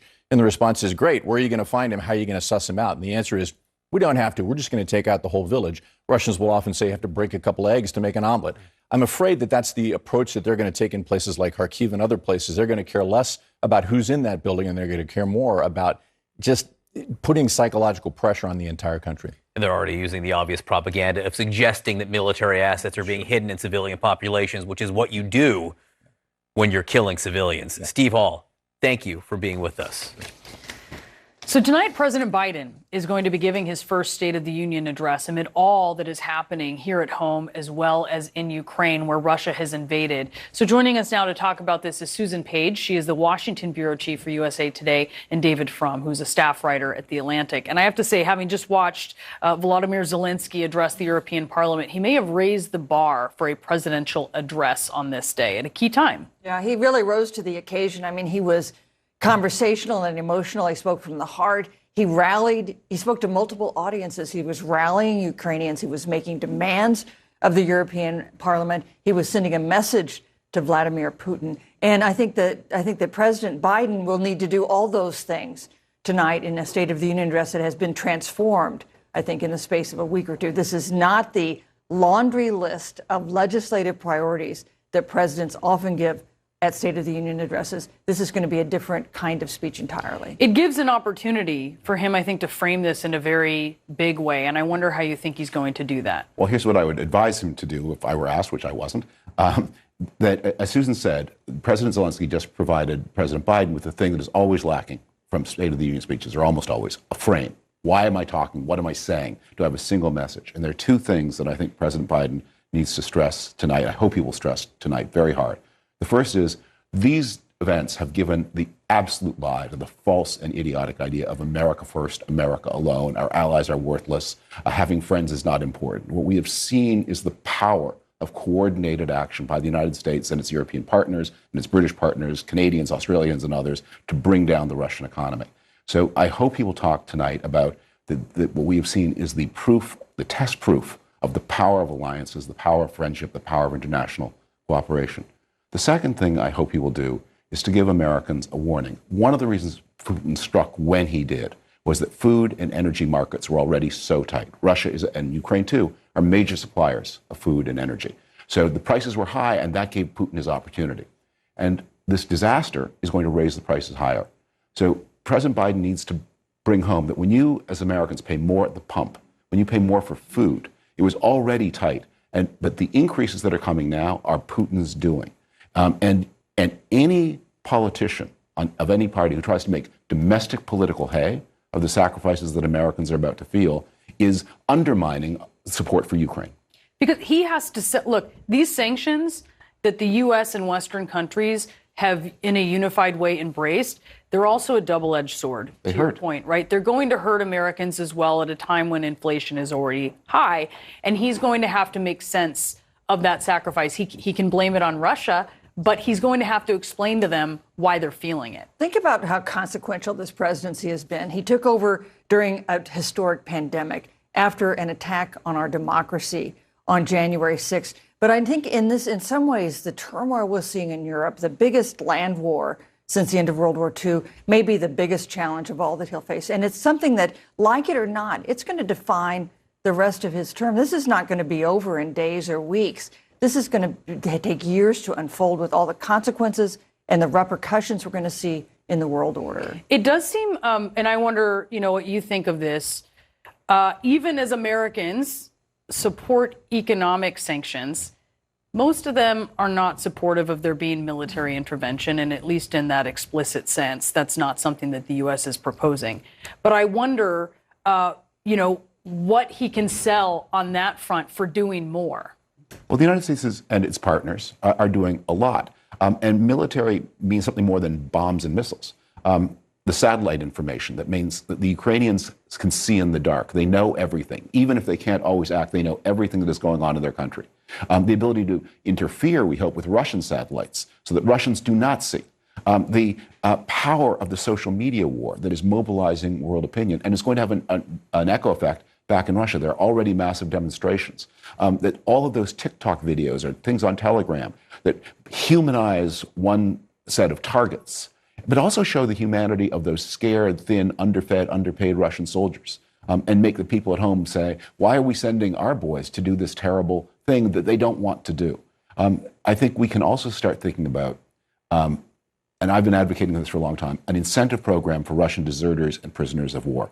That there should be an offer that every Russian who comes over, with or without arms, if they haven't committed war crimes, that across the way is waiting a hot meal, a comfortable bed, safe and secure welcome, a SIM card if you need to call home, and a train ticket to the Schengen country of your choice where there's a job fair and a 36-month work visa. You can work in Barcelona, you can work in Hamburg, you can work in Birmingham, and earn money in euros and pounds instead of those worthless rubles back home. But we'll see if Spain and Germany is listening to your very creative suggestion, I will say there, David. Spain is 400,000 workers short for the coming tourist season. I think they'll be very happy.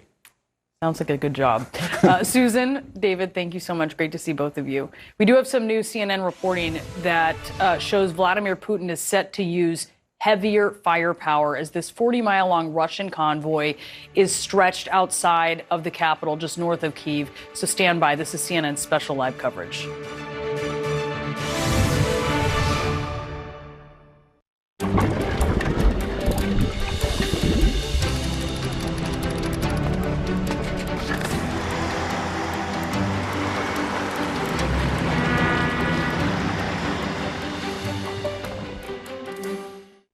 record label is taking off, but so is your sound engineer. You need to hire. Indeed Instant Match instantly delivers quality candidates matching your job description. Visit Indeed.com/hire. Who said you have to starve yourself to lose weight? Who said you can't do dinner? Who said only this is good and this is bad? I'm doing it my way. Meet Plenity, an FDA-cleared, clinically proven weight management aid for adults with a BMI of 25 to 40 when combined with diet and exercise. Plenity is not a drug. It's made from naturally derived building blocks and helps you feel fuller and eat less. It is a prescription-only treatment and is not for pregnant women or people allergic to its ingredients. Talk to your doctor or visit myplenity.com to learn more. What makes my heart beat? Having everything I want in the place I love. Jamaica, heartbeat of the world. Let's go. I'm over here waiting, looking intensely for a print that I never actually printed, so I don't have to deal with that terrifying pile of invoices. Intuit QuickBooks helps you easily send your first invoice in 3 steps. Simple. Getting the incredible iPhone 13 without T-Mobile makes as much sense as playing hide and seek in the desert. Really, guys? T-Mobile has more 5G bars in more places. And now, when you switch, you can get iPhone 13 on us at T-Mobile. If you use Shipco, this whole thing wouldn't be a thing. Yeah, Dad, I don't want to deal with it. Oh, you brought your luggage to the airport. That's adorable. With Shipco, shipping your luggage before you fly, you'll never have to wait around here again. Like, ever. That can't be comfortable, though. Shipco.com, the smart, fast, easy way to travel. As a struggling actor, I need all the breaks that I can get. At Liberty Buchamode. Cut. Liberty Bibbity. Cut. We'll dub it. Liberty Mutual customizes your car insurance so you only pay for what you need. Only pay for what you need. Liberty, liberty, liberty, liberty.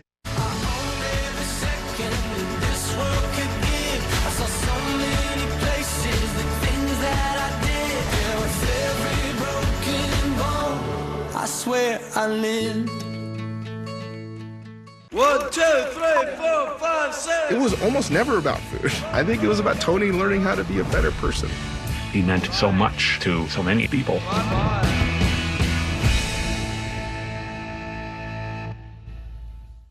Spectrum Business is the only internet and phone provider built for the new way you do business. We know fast internet speeds and low prices are critical for small businesses, and slow speeds from the other guys can't handle your new digital needs. Now's the time to switch to Spectrum Business. You'll get more speed and proven reliability, and you'll never have to sign a contract. $49.99 for 200 megabit per second internet and $19.99 for business phone, with no added taxes or hidden fees and no nonsense. So stop overpaying for internet and phone today.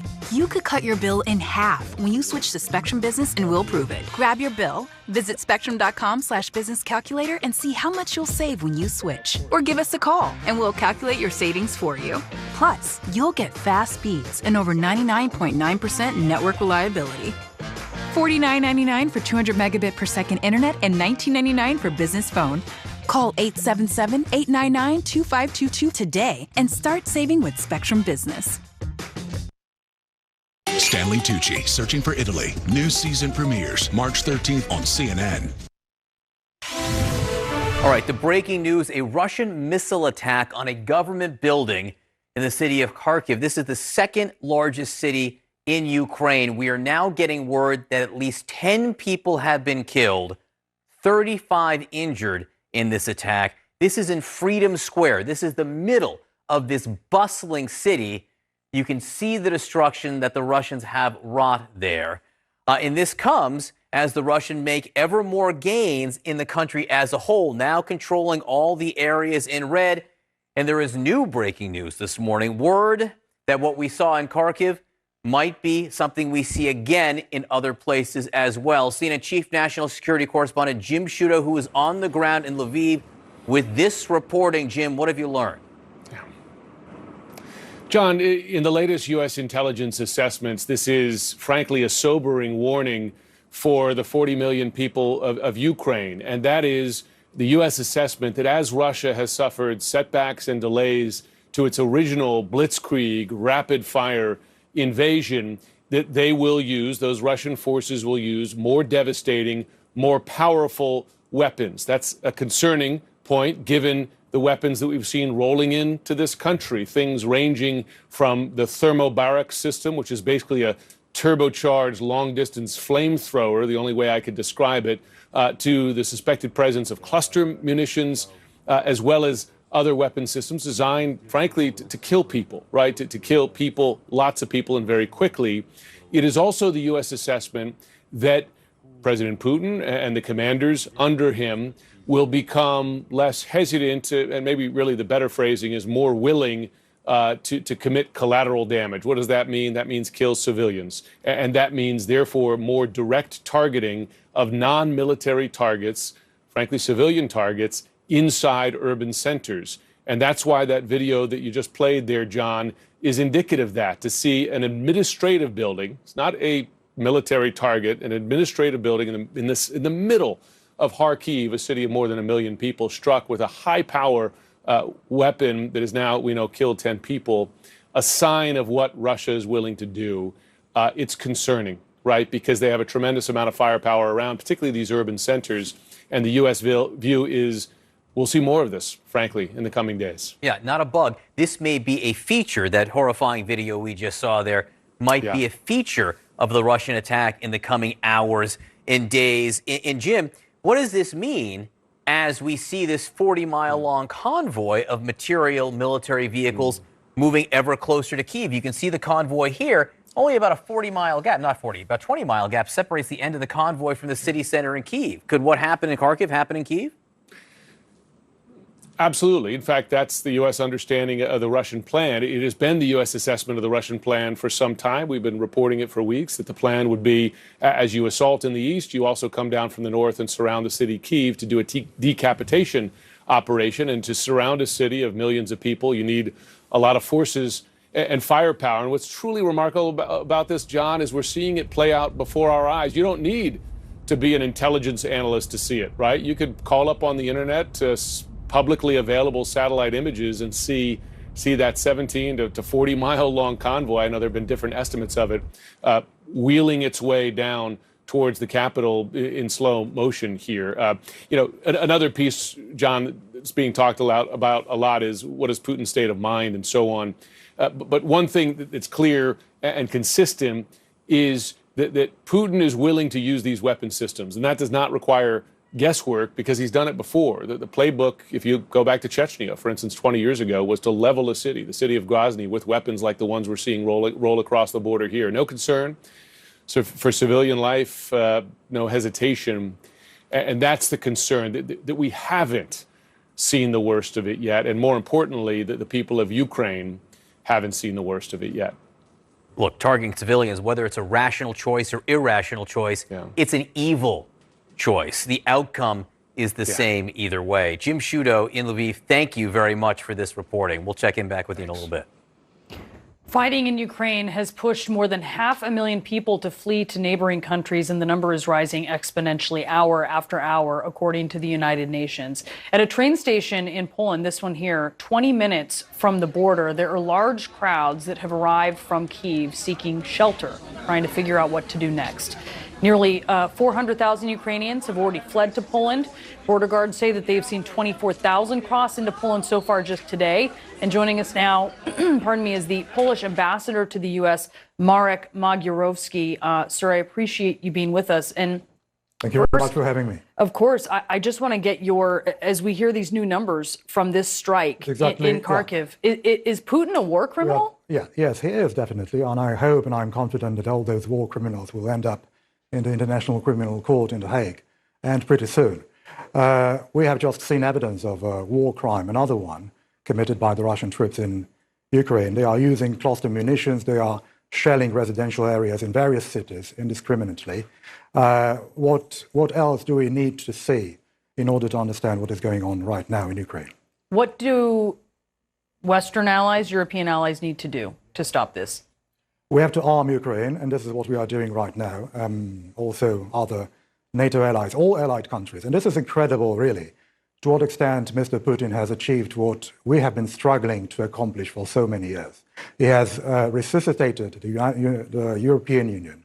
He has reinforced NATO's unity. He has strengthened the national identity of the Ukrainians. He has basically reversed many political trends in Germany. This is absolutely superb. I mean, this is what we were expecting for so many years, and now it is happening, unfortunately, in very sad circumstances. Arming Ukraine may not be enough. Do European allies, would Poland get involved militarily? Well, no, because technically Ukraine is not NATO member state, so we can't defend them militarily. But of course, we can deliver weapons to them. We can support them financially. This is very important. Yesterday, I posted a tweet appealing to the Polish diaspora here in America to do their utmost in order to support the Ukrainian cause in these difficult circumstances. They can collect food, blankets, medicines. This is something the Ukrainians really need. We can't even imagine what is the scale of this confrontation. What do you worry is Russia's next move after Ukraine? I'm pretty sure that this is not the last item on Mr. Putin's menu, unfortunately. Poland will be targeted, the Baltics will be targeted, and our late President Lech Kaczynski said exactly this after the Russian invasion on Georgia in 2008. He said exactly the very same words. We are next on the list. So, of course, he fears NATO. He fears NATO response. But I don't know how determined he is to move on and to further his actions against NATO countries as well. He's pushing Ukrainians out of Ukraine, largely into Poland. Can you talk to us a little bit about the challenges of the refugee situation and what? Well, challenges are enormous, of course, but as you said, it's almost 400. It's exactly 377,000 refugees who have crossed the border over the last few days. But on the other hand, and this is not common knowledge here in America, there are now about 1,200,000 Ukrainians who live and work in Poland. They have integrated into the Polish society impeccably. They speak the language. They learn the language in a matter of months. So we have been absorbing those waves of migrants, not only refugees, for the last couple of years. And I have never heard about any racial incident, for example, in Poland, someone assaulting a Ukrainian on the streets of one of Polish cities. So this is a migration model to follow, actually, for many other European countries. So this is a logistical and technical challenge, but we are ready, socially and culturally and politically, to admit even more Ukrainian neighbors on Polish soil. Ambassador, thank you so much for being with us. My pleasure. Morning. Thank you very much. Really appreciate it. So right now there is a 40-mile-long convoy of Russian military vehicles, tanks, armored trucks heading straight for Ukraine's capital city. Can Ukraine's troops hold them off? We'll talk about that next.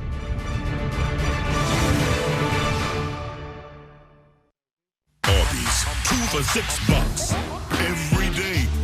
Arby's classic roast beef, adored by billions. 2 of those things for just $6.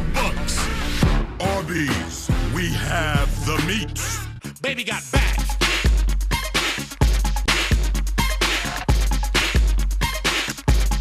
Unlimited cashback match, only from Discover. Stuff. We love stuff, and there's some really great stuff out there. But I doubt that any of us will look back on our lives and think, I wish I'd bought an even thinner TV, found a lighter light beer, or had an even smarter smartphone. Do you think any of us will look back in our lives and regret the things we didn't buy? Or the places we didn't go?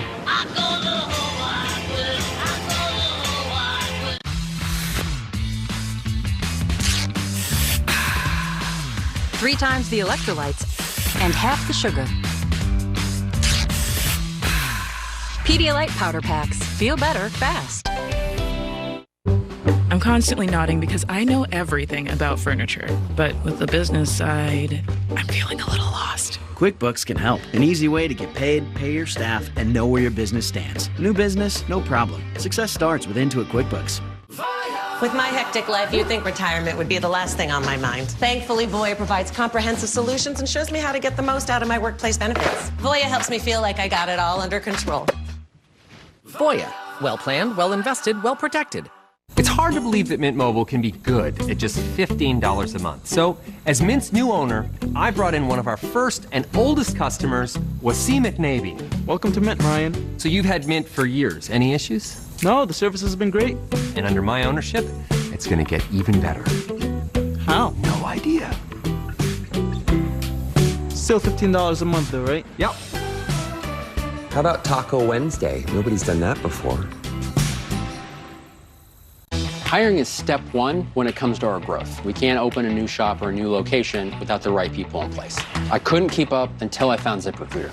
ZipRecruiter helps us get out there quickly and get us qualified candidates quickly. They sent us applicants that matched what I was looking for.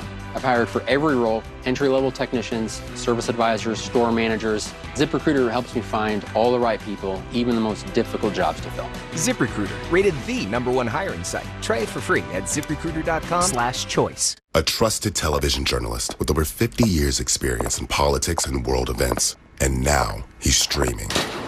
We have a lot to talk about.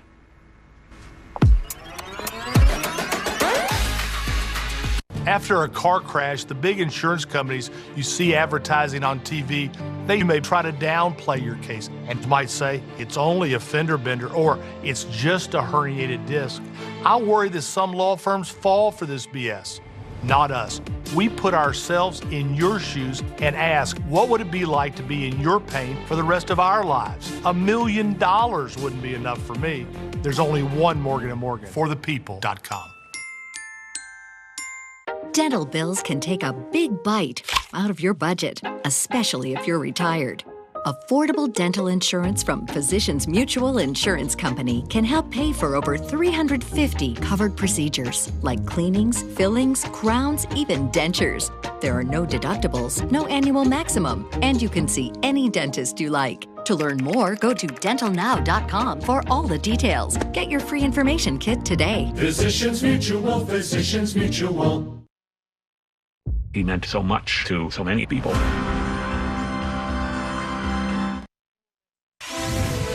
All right, the breaking news. Moments ago, we heard from CNN's Jim Sciutto that the current U.S. intelligence assessment is that Vladimir Putin and the Russian military could increase the intensity of their attacks on Ukraine with little concern for Ukrainian civilian casualties. Of particular note right now is this convoy. Here's a satellite image of it right now. It's anywhere from 17 to 40 miles long.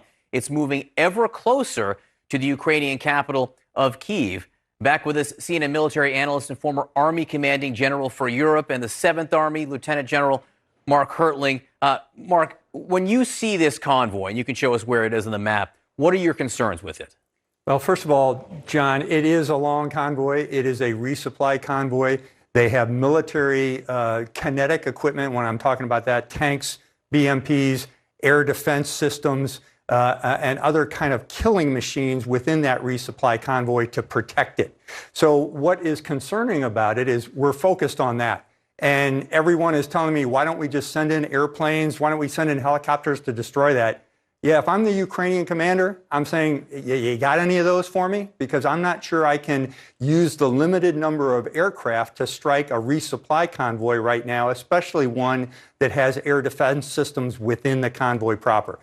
I also, as the Ukrainian commander, am thinking, I've got 25-meter targets that I'm shooting at. I can't afford to go after a 100-meter target just yet because I'm trying to survive the fights going on in the various cities. They will eventually get to this convoy. Trust me, John, they will. But right now, it is not the priority in any commander's mind. If you had the means to hit it, you certainly would. So, General, here is one area of concern. All the areas in red now on this map under Russian occupation, essentially. What happens if this area of red here starts to encircle Kyiv all the way around? We keep hearing about the Europeans and NATO nations sending in weapons and arms to help the Ukrainians. But how do you get them into Kyiv if it's surrounded by Russian troops? Well, there are covert means to get some of that equipment into Europe, John, or into Ukraine. What I would be most concerned with, though, truthfully, is not so much the expansion of those red areas that we've been watching for such a long time, because that's where Russian troops are. What I would be most concerned with is the long-range systems. What I'm talking about is the missiles, the artillery that can shoot from 17 miles away, the cruise missiles, which we saw just hit in the middle of Kharkiv, that can shoot from hundreds of miles away. Those are the things we're going to see a lot of next, because the ground forces of the Russian army are not moving very well. They are bogged down, in my humble opinion. So we're going to have to watch at what Mr. Putin and his army does next. Is he going to use a lot of long-range systems, artillery, missiles, cruise missiles, to strike targets where there's a lot of civilian population? We've already seen some of that, and we've also seen how you could put it in the category of a war crime. I certainly would, when you're talking about using cluster munitions or hitting a government building with just civilian targets, as we just saw right now in Kharkiv. Yeah, and again, the reporting from Jim Sciutto is sources tell him that the United States expects to see more of that from the Russians in the coming hours and days. Retired Lieutenant General Mark Hertling, always in education. Thank you so much. Thanks, John. We just reported that U.S. intelligence agencies are combing through information trying to understand Vladimir Putin's mental state. So joining me now to discuss, senior fellow at the Brookings Institution and former National Intelligence Officer for Russia and Eurasia, Angela Stent. She is also the author of Putin's World, Russia Against the West and with the Rest. And also joining us is CNN political analyst David Gregory as well. Okay, so let's talk about this, because right now this is a top priority of the intel community to try to understand his state of mind. That's because their general read right now is that he's acting a bit out of character. I wonder what your assessment of the situation is. So I think most people watching him, listening to the speech that he gave last week, the way he's lashing out at people, think that he's unhinged. The question is this real, or is this an act that he's putting on, that he wants us to think that he's unhinged? But he does not seem to be acting like a rational person. This is what he's doing to Ukraine is out of character from the way, for instance, they persecuted their war with Georgia, or even when they annexed Crimea in 2014. So then what is the option? What are the options here of how the Biden administration responds? I think the only option is the course they're pursuing, to be able to unite the Europeans, the Atlantic West and our allies, to keep the pressure on diplomatically and economically, to put Putin in much more of a corner. I don't think Putin responds to public opinion in the way that an American leader might, but he's got to face down the real fears of an economic collapse in the country that's a further collapse, even though, there are natural gas prices that are high. There are still shocks to the system, and certainly in his political class of the oligarchs who will begin to complain about the pressure that's being laid bare.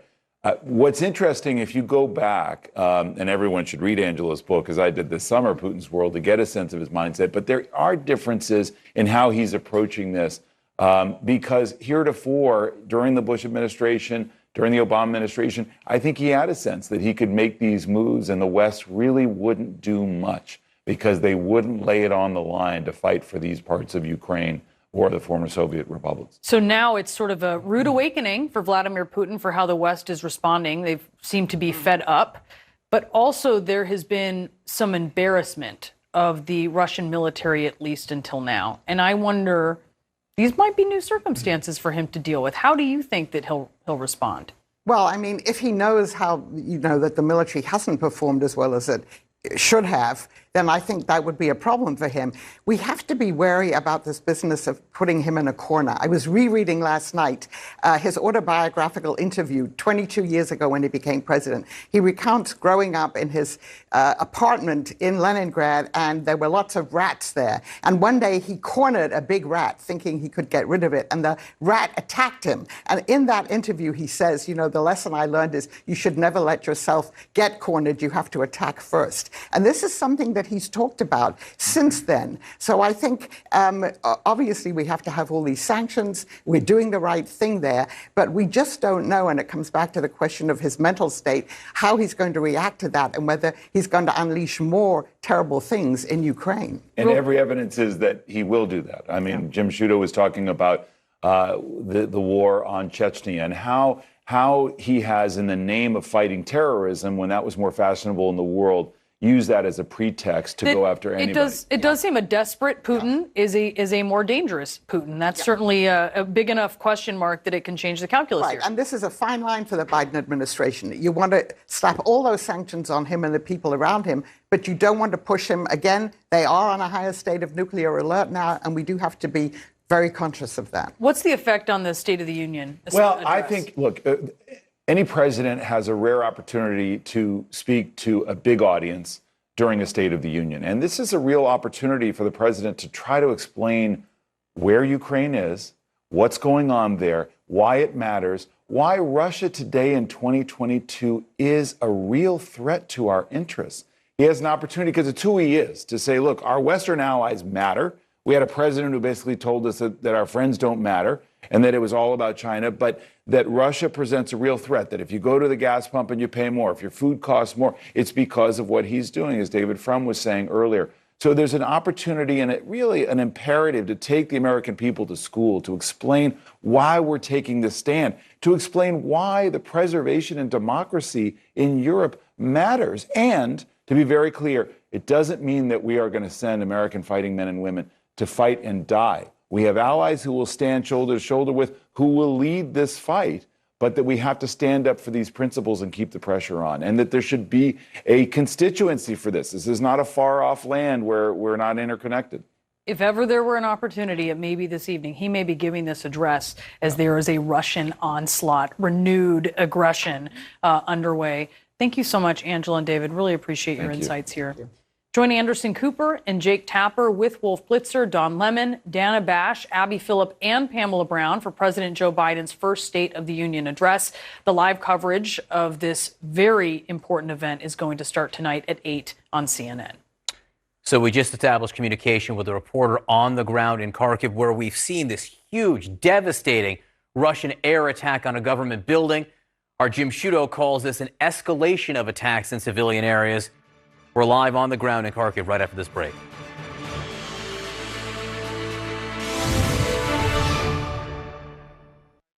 Coverage of the State of the Union address is brought to you by Carvana. We'll drive you happy. You might have heard of Carvana and that we sell cars online. What you probably didn't know is that we're in the business of making you happy. We believe buying a car should be something that gets you hyped up. That you should be empowered to shop when you want, where you want, wearing wherever you want. And that your new car ought to come with newfound happiness and zero surprises. So we promise that we'll treat you right, we'll put you in control, and all of us will stop at nothing to drive you happy.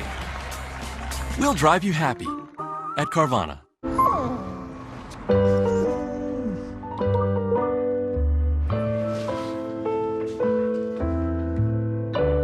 When the custom and creative is out there, why buy boring?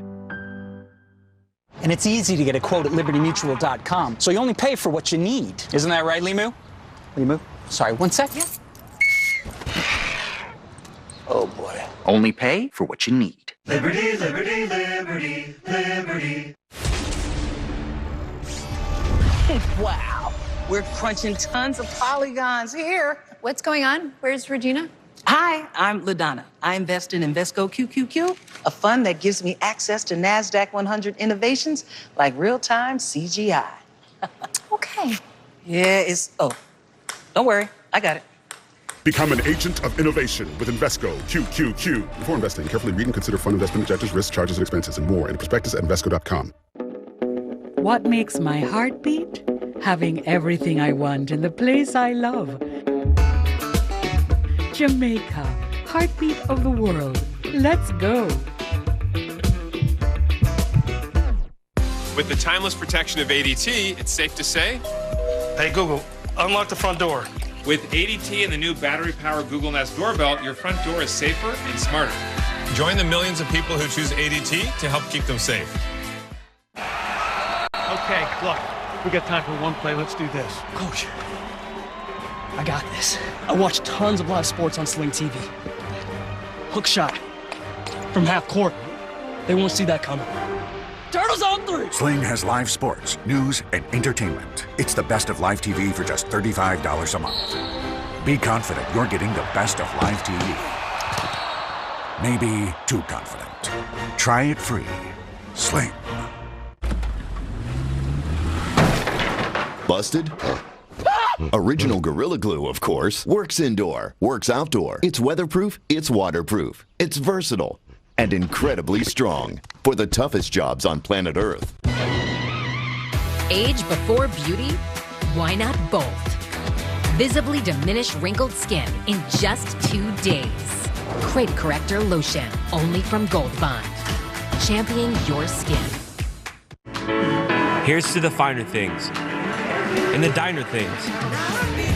Here's to keeping an open mind and allowing the world to show you its true self. Nomad with Carlton McCoy. Series premiere March 13th on CNN. You've heard that saying, if you love your job, you'll never have to work. It's true. I've worked at Slugabug for many years now. Their commitment to the needs of customers and their commitment to each employee makes Slugabug a company in which I'm very proud to be a team member. Slugabug's core values are also mine. Give people more than they expect and always honor your promises. This isn't just a job, it's a service to help people live a healthier lifestyle. No excuses, no surprises, outstanding service. That's the Slugabug difference.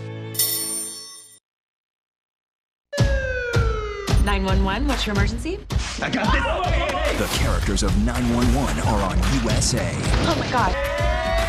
What do we got? Try to stay calm. So, what happens next?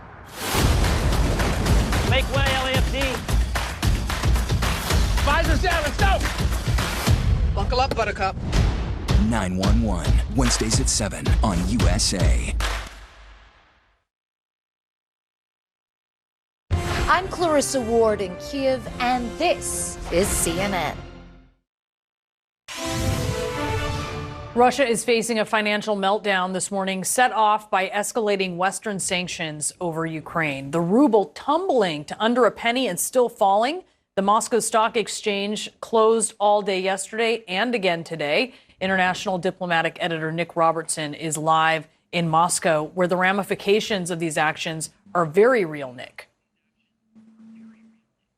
Yeah, the government here is still trying to figure its way out of these economic restrictions that have essentially cut it off from that rainy day fund, the $630 billion it had, that it was the way that President Putin had always planned to handle sanctions that he knew were coming to the country. Just anecdotally, I went out, tried to use my Amex a few minutes ago. That didn't work, but I used a European banking card, and that did work. And I think that's what's facing most Russians today. The big sanctions are not hitting them. It's more of a government problem. They are worried about what's happening. They recognize the ruble is tumbling in value. There's been a Russian language opposition to the war petition launched, and it's already gathered more than 1 million signatures. There have been letters from the doctors' union, teachers' union, architects, musicians, journalists, other professions criticizing President Putin's war. But it is not having an impact. The sanctions are not having an impact on Putin at the moment. Listen to what his representative, his foreign minister, said, speaking to the UN in Geneva today by video conference. Some diplomats there walked out. It was anger. It was vindictive. It was the US, Europe backing Ukraine. And this is going in one direction. The diplomatic doubling down of the diatribes is going to be reflected in the military attacks on the ground. The sanctions are not having an impact on the war yet. All right, Nick. Nick Robertson, live for us in Moscow. Thank you. So here in the U.S., states and cities have announced boycotts of Russian goods, including vodka. Maryland Governor Larry Hogan told reporters, quote, "We are not doing anything to support Russia in any way or their economy." Governor Hogan also terminated the state's sister relationship with the Leningrad region as a symbolic gesture. And Maryland Governor Larry Hogan joins me here now. So what does that mean, cutting off any economic relationship between Maryland and Russia? Well, so we just, they are kind of symbolic gestures we're taking, but we think it's important to send a message to Russia, every way that we can. So, we had a sister state relationship for 30 some years that was started by, Governor Schaefer back in the 90s. And we just terminated that. We sent a letter to Leningrad yesterday saying because of the incursion into Ukraine that we were no longer going to have that association. I'm sure it doesn't do much to them, but it's a symbol that the people of Maryland are united with the people of America and the world standing up against Russia and standing with the people of Ukraine. It may not hurt Russia, but it helps, and it's a message to Ukrainians who might be living in Maryland, Europeans who might be living in Maryland. And I know you spent some time with them. Yesterday morning, I went to a Ukrainian Catholic church in the city of Baltimore, which and it was just an incredible experience to let them know that all the people of our state were standing strong with them, and to tell them how proud we were of the Ukrainian people and President Zelensky and the bravery that they're showing, and that we were standing in solidarity with them. And it was moving. I mean, I was hugging people. There was a lot of tears and handshakes and thank yous, and people are concerned about their loved ones who are in Ukraine. And but I think that it did mean a lot to them that to know that the people of America are there and supportive. As you know, there's not a lot you can do personally, but the one thing that every American can do at some level is be prepared to sacrifice some. Yeah. So how do you explain that to people in Maryland? How do you persuade them, maybe, that they might need to pay more at the gas pump, that prices may need to go up, and that might be the cost of freedom?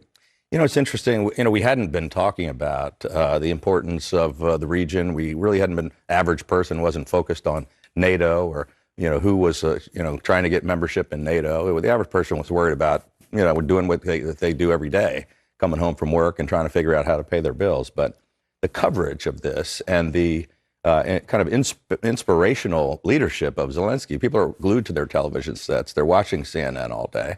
And people do want to be involved. They saw. I think he's moved public opinion, obviously in the EU and with NATO and in America.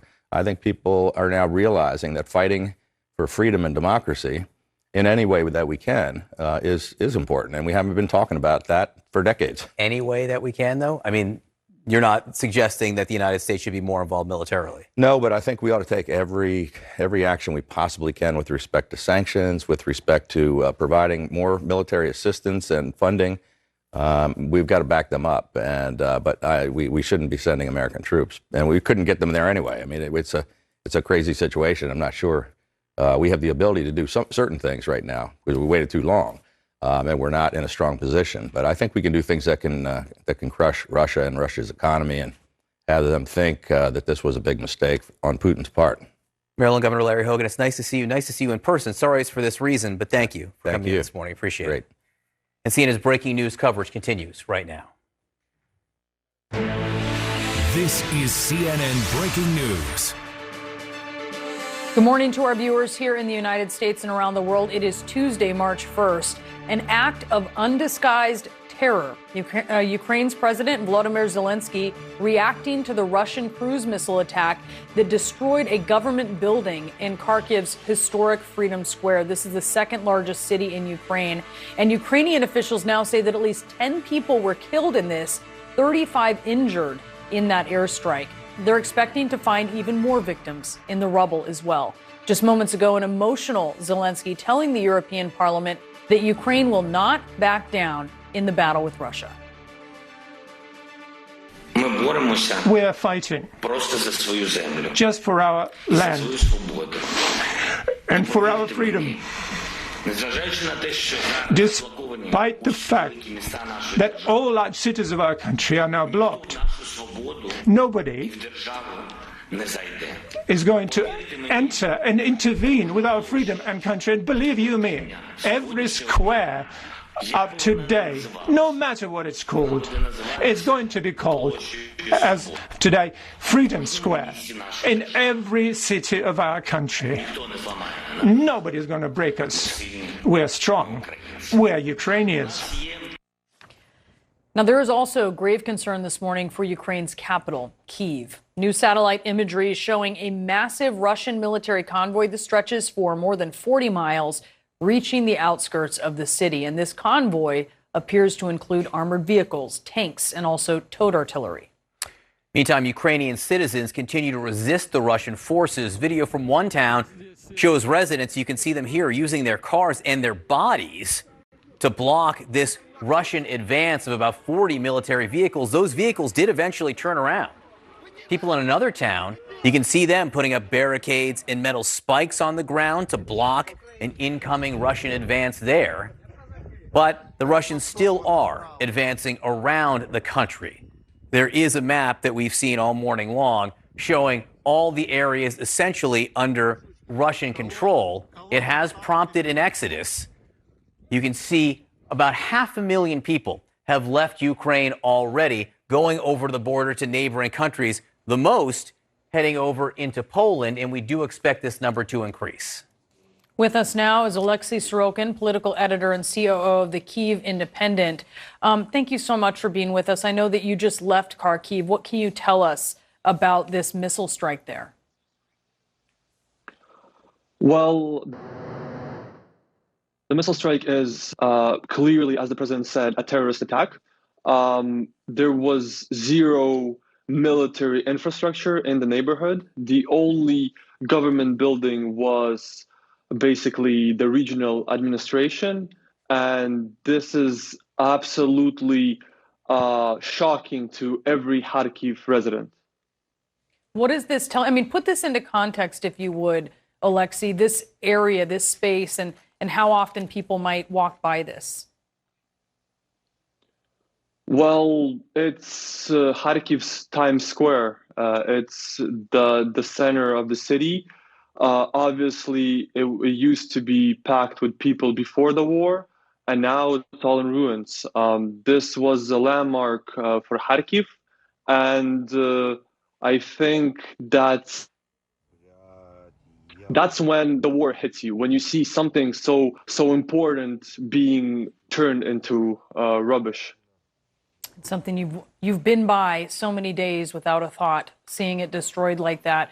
Alexei Sorokin, thank you so much. Please stay safe for us.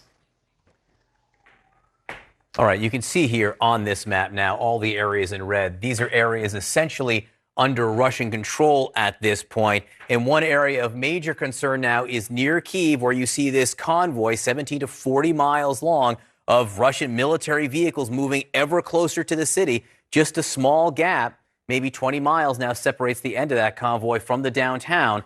I want to bring in Clarissa Ward, our chief international correspondent, who is in Kyiv this morning. Couple the existence of this convoy with the new reporting from Jim Sciutto, Clarissa, that there's a sense among U.S. intelligence that Vladimir Putin is going to only escalate the violence that he's perpetrating.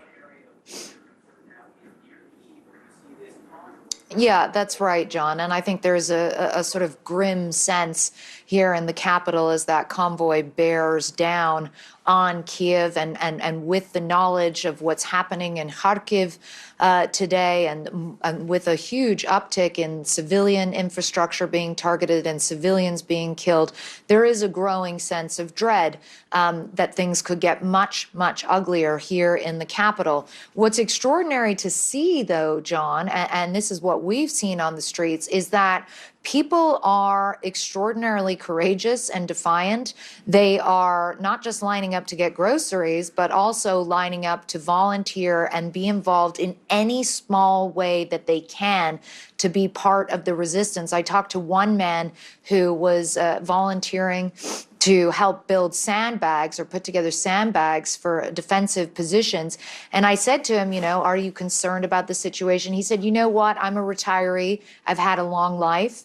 And so I'm okay with dying now. I'm ready to do that if that's what needs to happen to protect my country. And that is an attitude that is, frankly staggering, but we are seeing a lot of it around this city. Take a look. The people of Kyiv are mobilizing. Across the capital, volunteers are pouring in, building up the city's defenses with whatever they can. Women bring in empty bottles to be made into Molotov cocktails. The leaders of this militia say Ukraine will win this war, emboldened by recent successful operations to repel Russian forces. One shows us his passport. I am Ivanov. I am originally Russian, he says, but no Russian boots will stand here. Do you have a message for President Putin? It's a popular sentiment on the streets. This man's sign is too vulgar to translate. Another billboard warns invading forces. Russian soldiers leave. How will you look your children in the eye? Ukraine has borne the brutality of this invasion with patient grit and determination. Outside every supermarket, there are long lines and scarce supplies, but no one is complaining.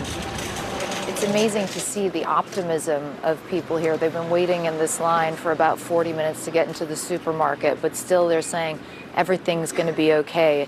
You can feel a growing confidence among people that they do have a chance to defeat Russia. In an eastern suburb of the city, Raisa Shmatko's front yard has turned into a staging area. So you can see they're collecting things to donate to people, sleeping bags, sleeping mats, pickles, foods. Shmatko is a grandmother and a retired economist. Now she spends her days preparing for battle.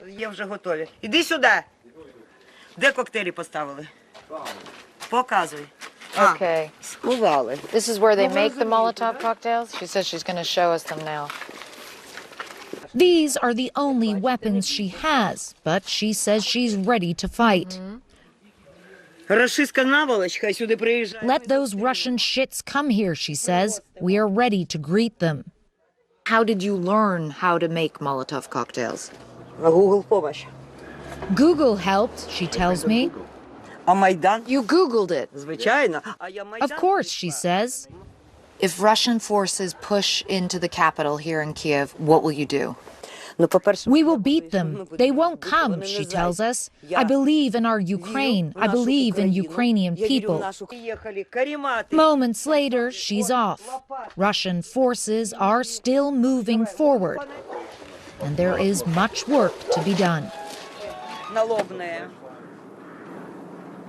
Now, remarkable and impressive as that confidence and that optimism is, of course, the reality is that there is a serious David and Goliath dynamic to this conflict that is playing out. And the fear is that as that convoy continues to bear down on the capital and with the uptick in targeting of civilian infrastructure that we're seeing in Kharkiv, that things will get much worse here in the capital. We heard from Russia's defense minister earlier today, and he said he accused the Ukrainian military of essentially using civilian infrastructure to hide military hardware. That is something we have heard from Russia before in previous conflicts in Syria and other places.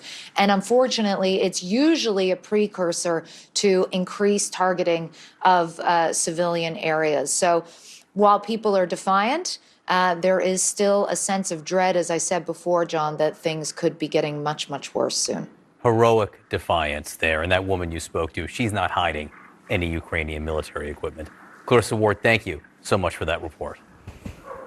And let's go now to CNN international security editor Nick Payton-Walsh, who is in Odessa, there in the southern part of Ukraine.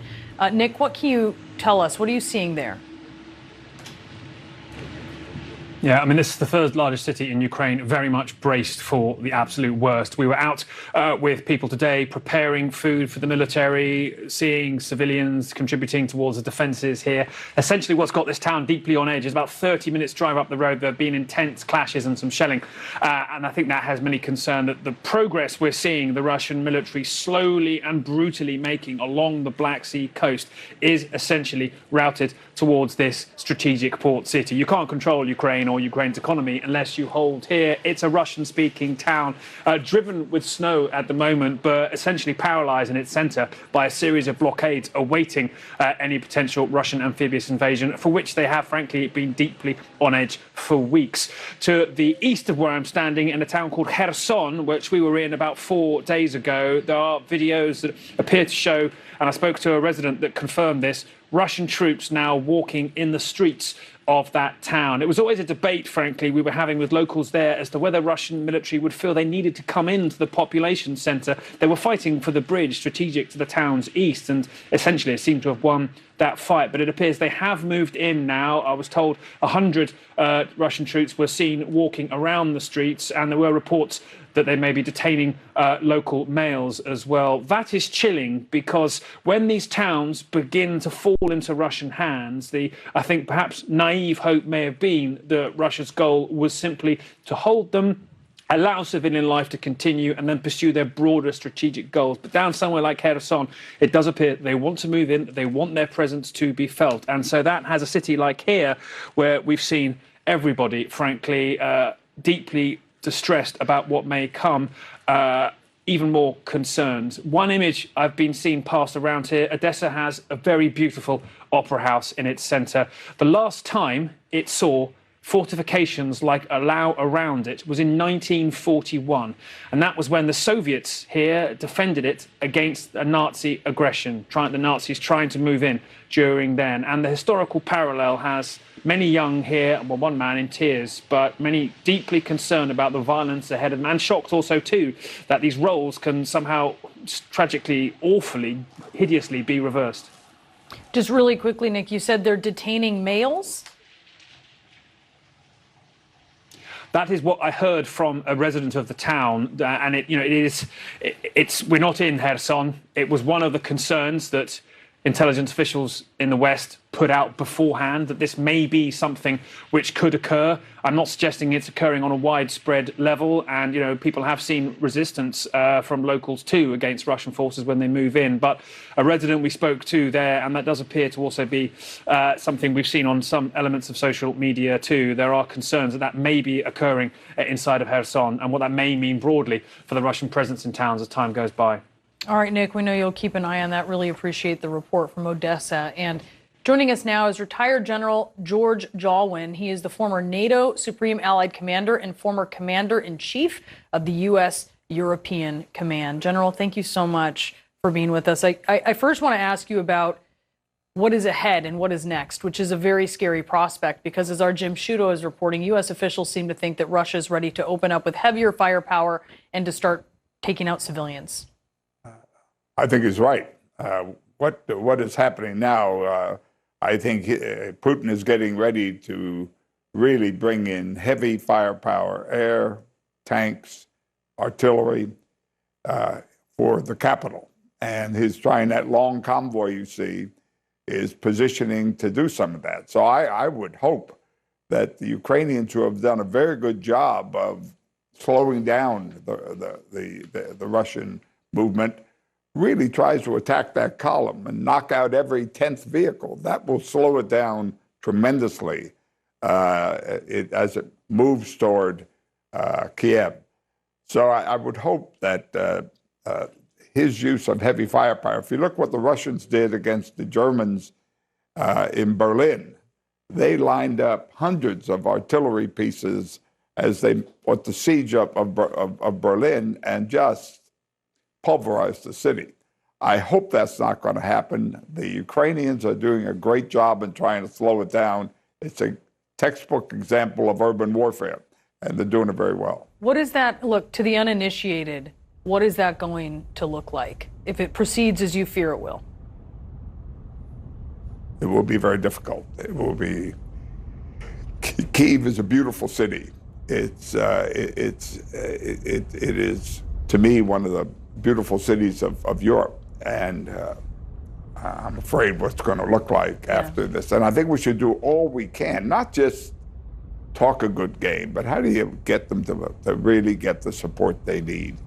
And how do you do that? Can you talk about that? Because we know, look, once they're encircled, it gets more difficult. It's not impossible, but then how are you actually, as an ally of Ukraine, supplying them what they need in a way that they can use it and actually push back the Russian advance?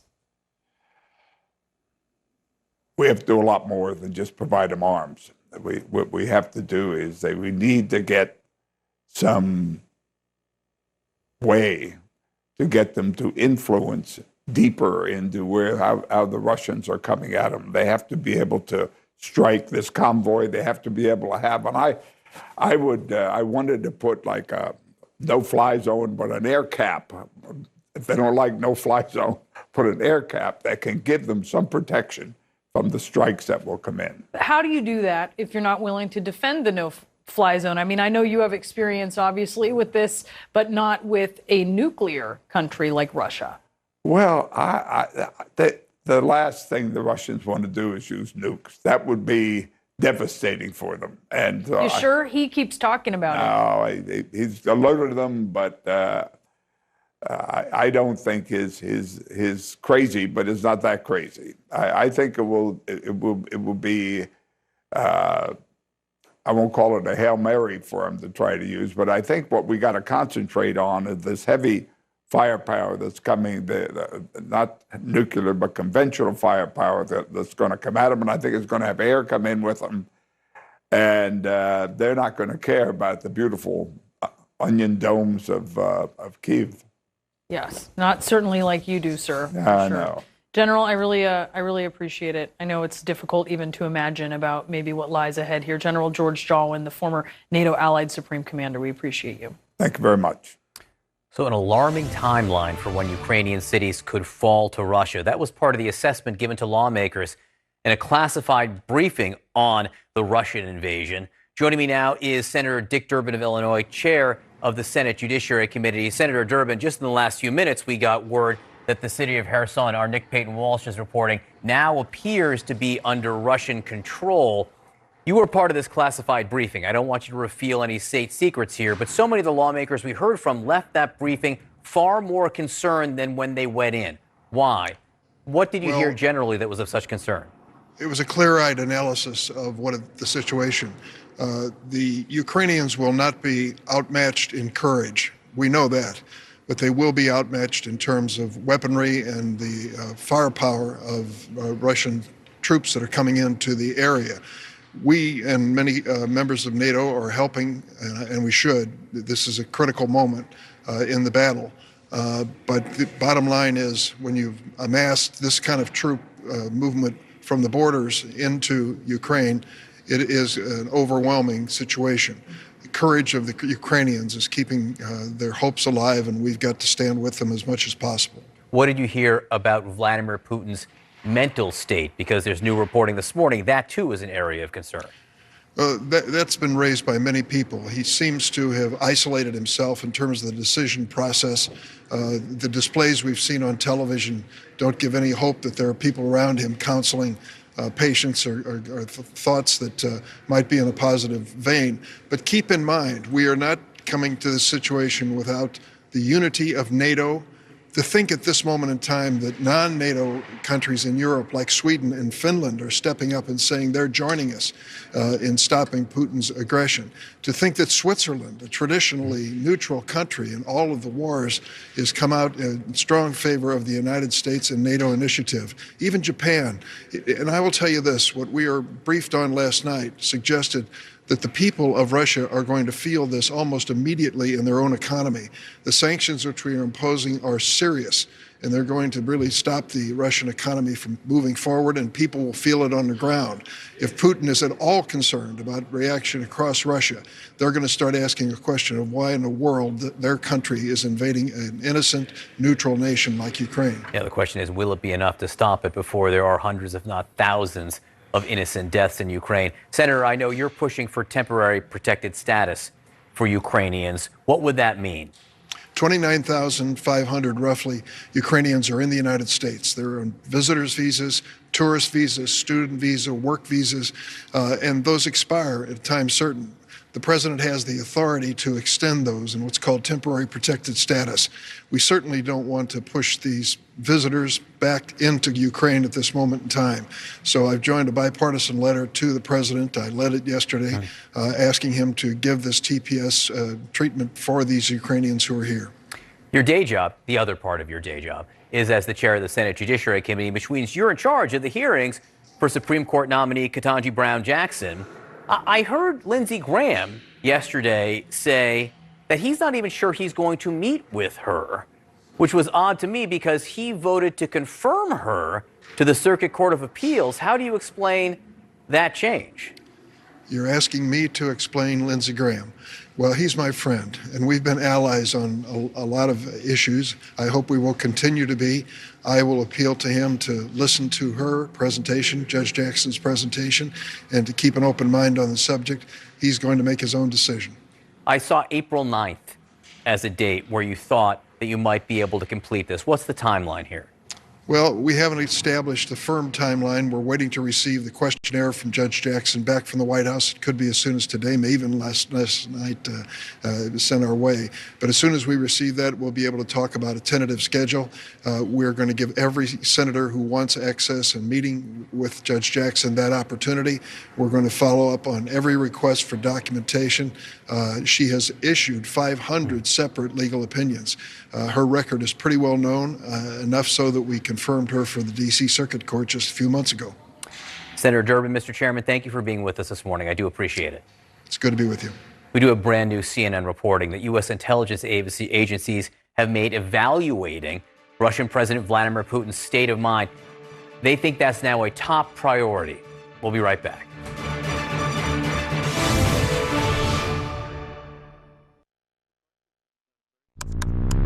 Big appetite, little flash, and lots of introspection. Living in the big quit. Discovering ricotta. Speaking God's language with a gangster dialect. Goths at Disneyland. A flying bubble. Reinventing the power suit. Who made the stiletto? How to host a dinner party and actually enjoy it. A delicious escape. Big Candy is angry. Analyzing your couch. Connecting children to their heritage. Raising a daughter with grit.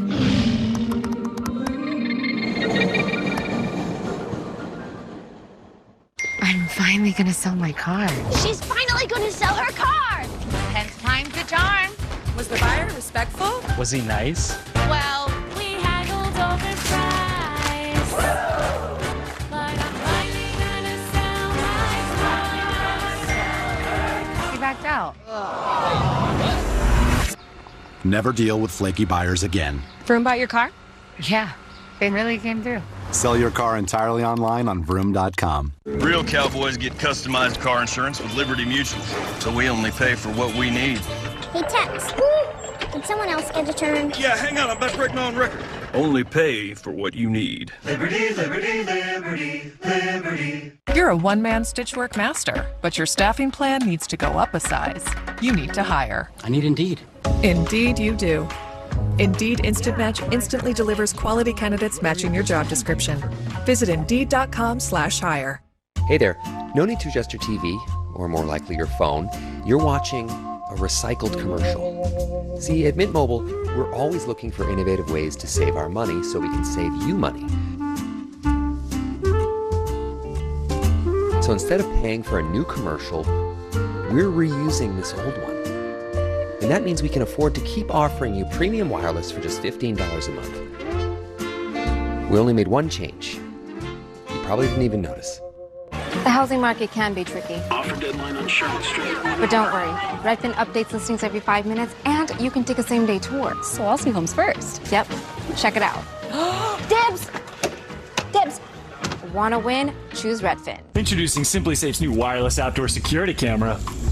It works with SimpliSafe's already award-winning system. It's like adding an extra layer of home protection. Get it? Extra layer? Award-winning home security just got better. SimpliSafe.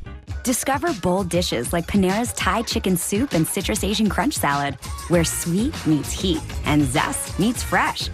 Global flavors, no passport necessary. Panera, the familiar made fantastic. $1 delivery fee when you order on our app. What makes my heart beat? Having everything I want in the place I love. Jamaica, heartbeat of the world. Let's go. What's my safe flight story? I'm a photographer, and when I'm driving, I see inspiration right through my glass. So when my windshield cracked, it had to be fixed right. I scheduled with Safe Flight Auto Glass. Their experts replaced my windshield and recalibrated my car's advanced safety system. SafeFlight is the one I trust. They focus on safety, so I can focus on this view. SafeFlight repair, SafeFlight replace. All right, the breaking news this morning, at least 10 Ukrainians killed, 35 injured in this Russian cruise missile attack of this government building in the city of Kharkiv. This is Ukraine's second most populous city. One of our guests told us this was like Kharkiv's Times Square that was targeted.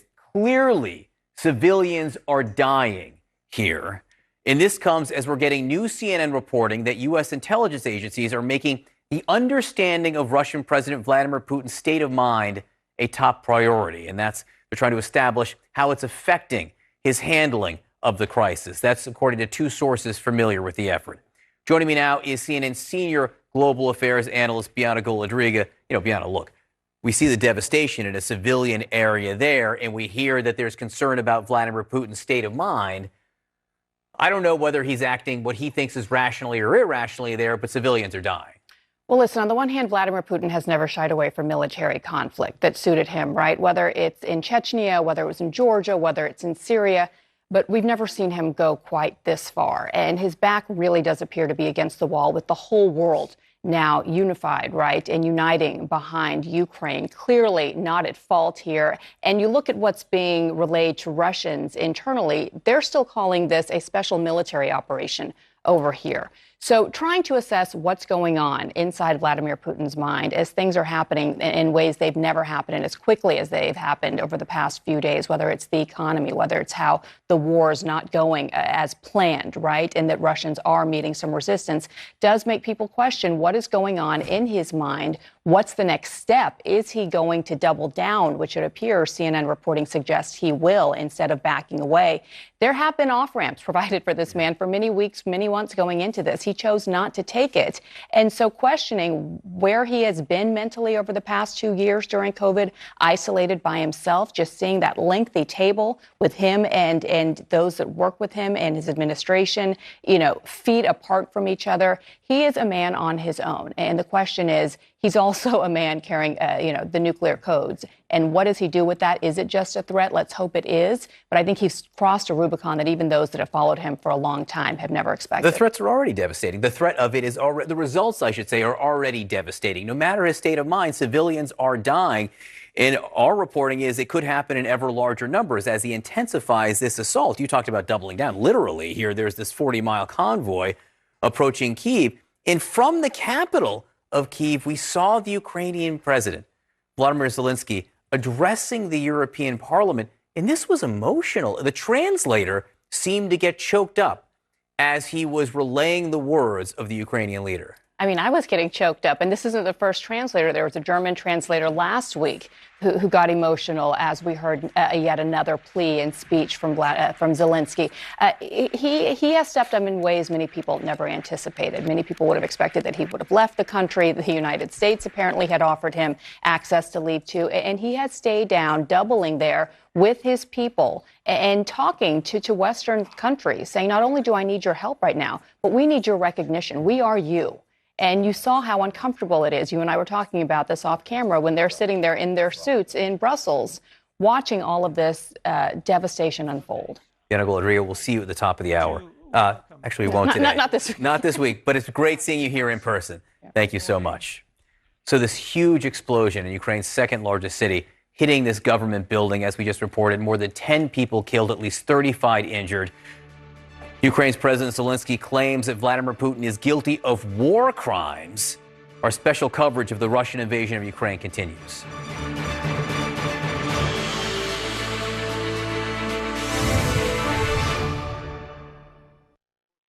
With Panera's You Pick 2, every meal is made fantastic. You can be fresh and fun, bold and classic, cozy and precocious. With 465 fresh, clean, craveable pairings, find a You Pick 2 for any mood. Enjoy our $1 delivery fee when you order on our app. Jamaica. Best decision ever. Feel the sand between your toes and the gentle waves of the sea on your skin. Feel the warm Jamaican breeze lift your spirits and nourish your soul. Escape to exactly what makes your heart beat. You will love every moment. Jamaica, heartbeat of the world. Let's go.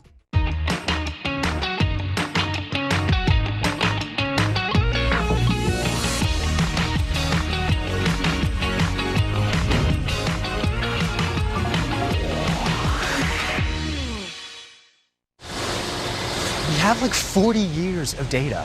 That's incredibly valuable. I don't know. When do we introduce Sriracha? Not soon enough. Exactly. These are our sales, by product, by region, set against evolving demographics. You can actually see taste trends. Since when can we do that? Since we started working with BDO. People who know BDO. I'm Mark, and I live in Vero Beach, Florida. My wife and I have 3 children. Ruth Ann and I like to hike. We eat healthy, we exercise. I noticed I wasn't as sharp as I used to be. My wife introduced me to Prevagen. So I said, yeah, I'll try it out. I noticed that I felt sharper. I felt like I was able to respond to things quicker. And I thought, yeah, it works for me. Prevagen, healthier brain, better life.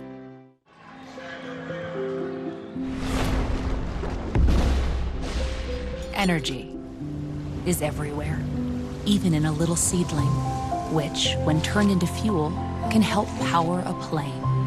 At Chevron's El Segundo refinery, we're looking to turn plant-based oil into renewable gasoline, jet, and diesel fuels. Our planet offers countless sources of energy, but it's only human to find the ones that could power a better future. It was almost never about food. I think it was about Tony learning how to be a better person.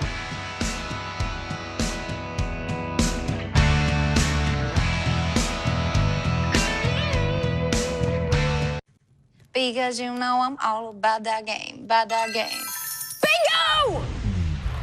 I'm all about that game, game. Yeah, my heart is still racing. I've never felt such a rush. And if you wanna try, grab a board and enjoy the ride. Millions of players have discovered the world with Bingo Blitz. Download now and enjoy the ride.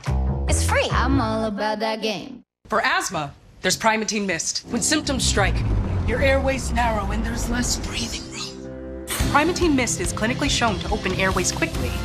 Get the #1 FDA-approved over-the-counter asthma inhaler and breathe easy again. For pain relief, don't just block the pain with ordinary patches and creams. Help heal the pain with Thermacare. Real therapeutic heat increases blood flow to help accelerate healing. So you not only feel better, you get better. Thermacare. Real heat, real healing. President Joe Biden's first State of the Union address. Coverage starts tonight at 8.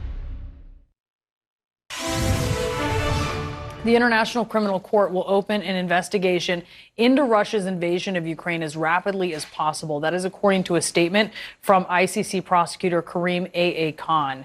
After a review of his office's preliminary examination, Khan confirmed this, quote, "There is a reasonable basis to believe that both alleged war crimes and crimes against humanity have been committed in Ukraine." And joining us now to discuss is the former chief prosecutor of the International Criminal Court, Luis Moreno Ocampo. Sir, thank you so much for being with us. Can you explain to us this process for opening an investigation and why you may think there are war crimes that have been committed here? Well, the news is that the International Criminal Court will investigate crimes, alleged crimes committed in Ukraine. That's what the prosecutor said. And he says something very important that maybe you can help, because the process requires him to go to the judges first and to get their approval.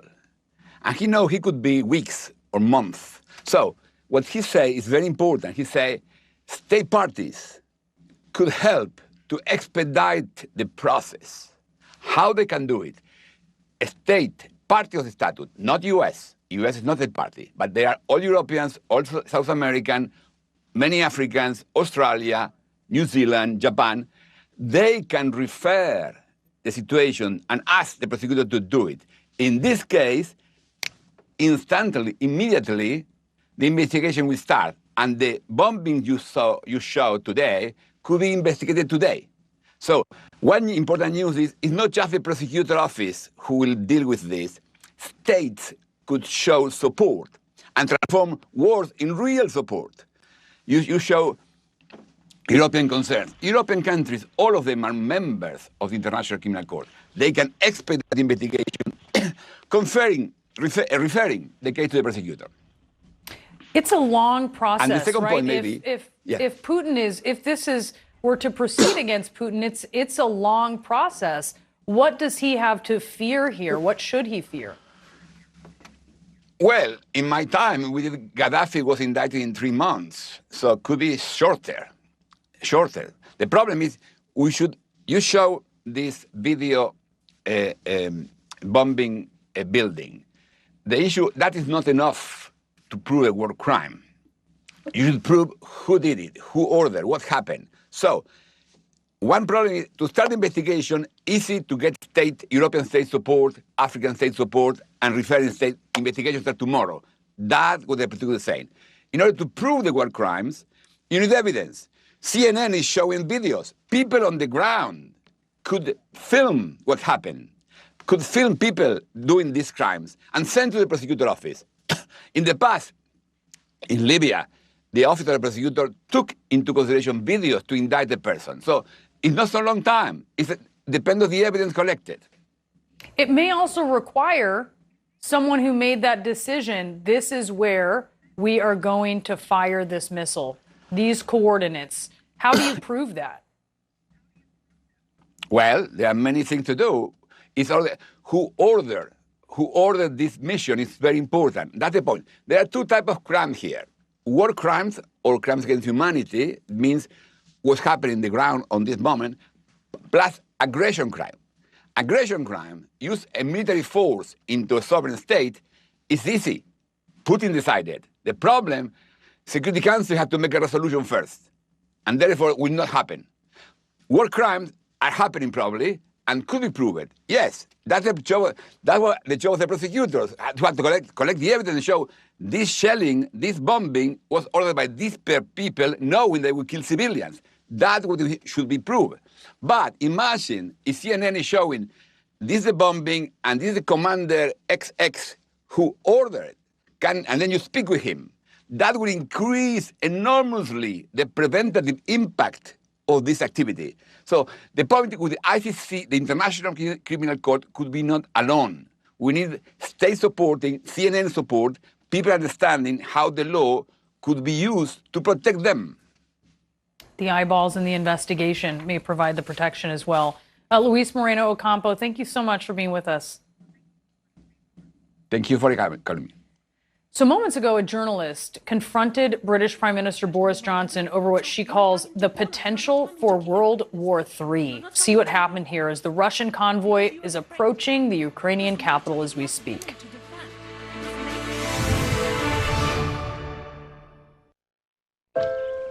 When you're driving a Lincoln, stress seems to evaporate into thin air, which leaves us to wonder, where does it go? Does it shoot off like a rocket? Or float off into the clouds? Or maybe it takes on a life all its own. Perhaps you'll come up with your own theory of where the stress goes. Behind the wheel of a Lincoln is a mighty fine place to start.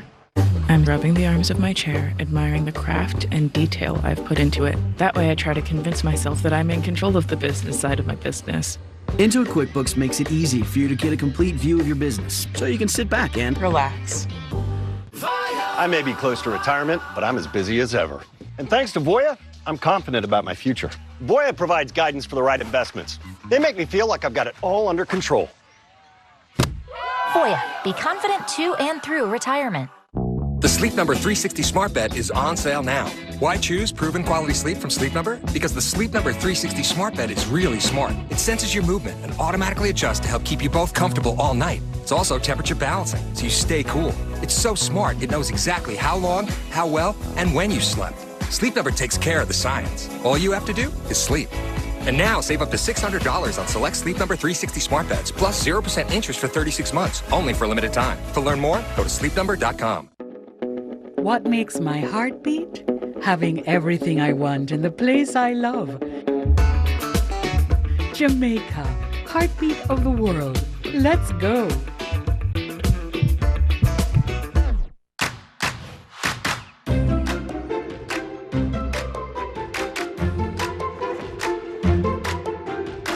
Turn hot lots into homes with signage that gets you noticed. Fast Signs. Make your statement.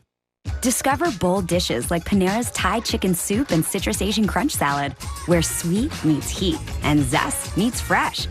Global flavors, no passport necessary. Panera, the familiar made fantastic. $1 delivery fee when you order on our app. Sheldon, good to see you. I can see you're upset, but when we said ditch the shells, we were talking about pistachios, not you. Oh, you mean these pistachios? Oh no, you look upset. You okay, John? Can we get some arugula, please? This is CNN Plus. Here are 5 things you need to know. That's a lot of excitement. Our most upvoted question. Never experienced anything like this. I know it doesn't seem like it right now, but we are here to help you, Angela.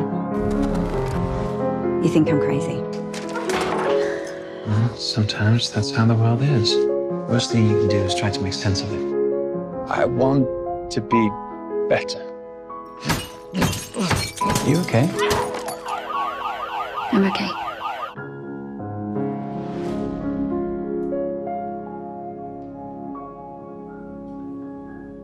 Florida Institute of Technology is building a new bridge for the Space Coast, the Health Sciences Research Center, a bridge between engineering and anatomy, math and medicine, software and soft tissue. The healthcare industry depends on scientific advancement and innovation, and that's why having Florida Tech here on the Space Coast is so valuable. The best place to put the Florida Institute of Technology is the Space Coast here in Melbourne, Florida. Our work and your health go hand in hand. Florida Tech stands for Biomedical Engineering and Health Sciences. Florida Tech stands for the Space Coast. I'm Nick Robertson in Moscow, and this is CNN. Moments ago, Ukrainian journalist Daria Kaleniuk made an emotional plea to UK Prime Minister Boris Johnson. She broke down in tears, begging him to do more to protect Ukrainians from Russian troops and the children as well who are caught in the crossfire. Britain guaranteed our security under Budapest Memorandum. So you're coming to Poland. You're not coming to Kiev, Prime Minister. You're not coming to Lviv because you are afraid. Because NATO is not willing to defend. Because NATO is afraid of World War III. But it is already started. And these are Ukrainian children who are there taking the hit. You're talking about more sanctions, Prime Minister. But Roman Abramovich is not sanctioned. He's in London. His children are not in the bombardments. His children are there in London. Putin's children are in Netherlands, in Germany, in mansions. Where are all these mansions seized? I don't see that. I see that my family members, that my team members are saying that we are crying. We don't have where to run. This is what is happening, Prime Minister. It's something to see. And every day that the Russian troops continue their advance in Ukraine, these are the questions that will be asked of leaders around the world who are, yes, there are sanctions, there are measures being taken, and there is unity. But if you're in Ukraine or have loved ones there, it's a fair question. Could more be done? Yes, and certainly I think what we're seeing as well is that children are at risk. And I think we're at this moment, too, where we're watching if that is increasingly going to take place. The specter of that is really what President Volodymyr Zelensky was raising before the European Parliament today as well. All right, one thing that is being done is clearly the sanctions here, and the Russian economy is in crisis, reeling from the crushing barrage of Western measures. The ruble crashed to a record low. The Moscow Stock Exchange shuttered Monday and again today. CNN Chief Business Correspondent Christine Roman's here with really the impact. Yeah, this has been just a disaster for the Russian economy. 6 days after that invasion of Ukraine, the ruble is worth less than a penny, an all-time low. The Russian central bank rushed in, jacked up interest rates to intervene and try to support the ruble. But look, the global power of that central bank has been choked off by Western sanctions. The EU and the Americans specifically targeting the central bank, walling off its ability to use its foreign exchange reserves to protect its currency and finance this war. Catastrophe for the Russian stock market. The pain so deep for Russian companies, authorities won't even open the stock market for a second day in a row now. Meanwhile, U.S. exchanges halted stock trading for several Russian companies. And for Russian citizens, it all means sky-high interest rates to borrow money and lines at the bank to withdraw their cash. The West has unleashed a financial war in response to Putin's tanks and rockets. Piece by piece, the U.S., the UK, the EU, and allies are walling off Russia's economy from the global economy. Nearly $1 trillion worth of Russian assets have been frozen by sanctions. That's according to the French finance minister. $1 trillion in a weekend. The consequence for Russia is clear. It's isolation. For everyone else, Putin's aggression feeds into the global inflation story. A top energy producer, Russia's energy has not been sanctioned yet, but paying for shipments of its exports could be tricky. Some banks are unplugged from the global banking system, that SWIFT messaging service. We're going to hear more about that in the days ahead. And it's having an impact. Look, it is having an impact. Nick Robertson was saying people on the streets are feeling it, in some cases not being able to use their bank cards. Oligarchs feeling it too, right? The question is any of this enough to put enough pressure on Vladimir Putin to change his actions? You know, he went to this war knowing full well it would hurt his ruble, it would hurt his stock market, it would hurt his economy. He had tried to wall himself off over the past 8 years or so. He knew, though, there would be pain, and he invaded anyway. So what's in the mind of Vladimir Putin? We just don't know. And again, a lot of this has to do with what Russians do.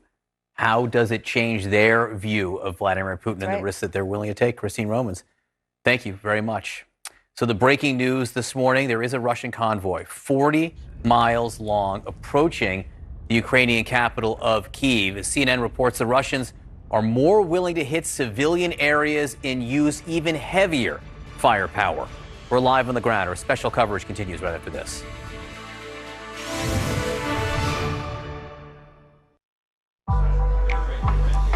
Who said you have to starve yourself to lose weight? Who said you can't do dinner? Who said only this is good and this is bad? I'm doing it my way. Meet Plenity, an FDA-cleared, clinically proven weight management aid for adults with a BMI of 25 to 40 when combined with diet and exercise. Plenity is not a drug. It's made from naturally derived building blocks and helps you feel fuller and eat less. It is a prescription-only treatment and is not for pregnant women or people allergic to its ingredients. Talk to your doctor or visit myplenity.com to learn more.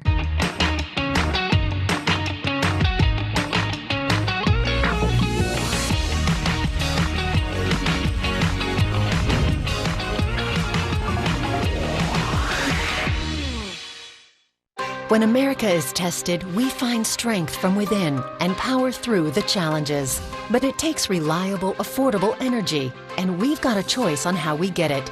Import energy from unstable regions or produce natural gas and oil right here in America. Depend on foreign governments for our natural gas and oil, or protect our energy independence, keep American jobs, and maintain global competitiveness.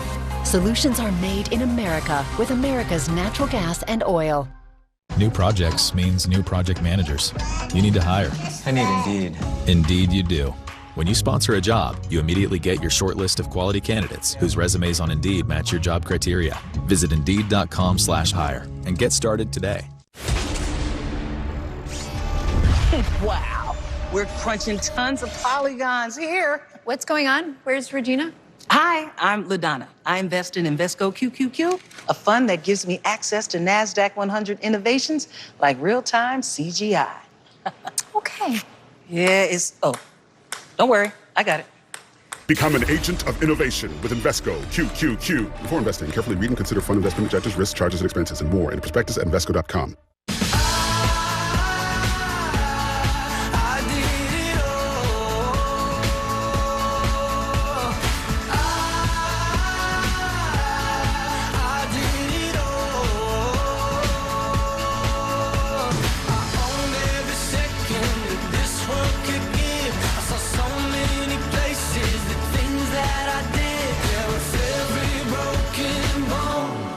Where I live. As a struggling actor, I need all the breaks that I can get. At Liberty Mutual. Cut. Line. Cut. Liberty Mutual customizes your car insurance so you only pay for what you need. Cut. Liberty. Am I allowed to riff? What if I come out of the water? Liberty Bibbity. Cut. We'll dub it. Liberty Mutual customizes your car insurance so you only pay for what you need. Only pay for what you need. Liberty, liberty, liberty, liberty. What makes my heart beat? Having everything I want in the place I love. Jamaica, heartbeat of the world. Let's go.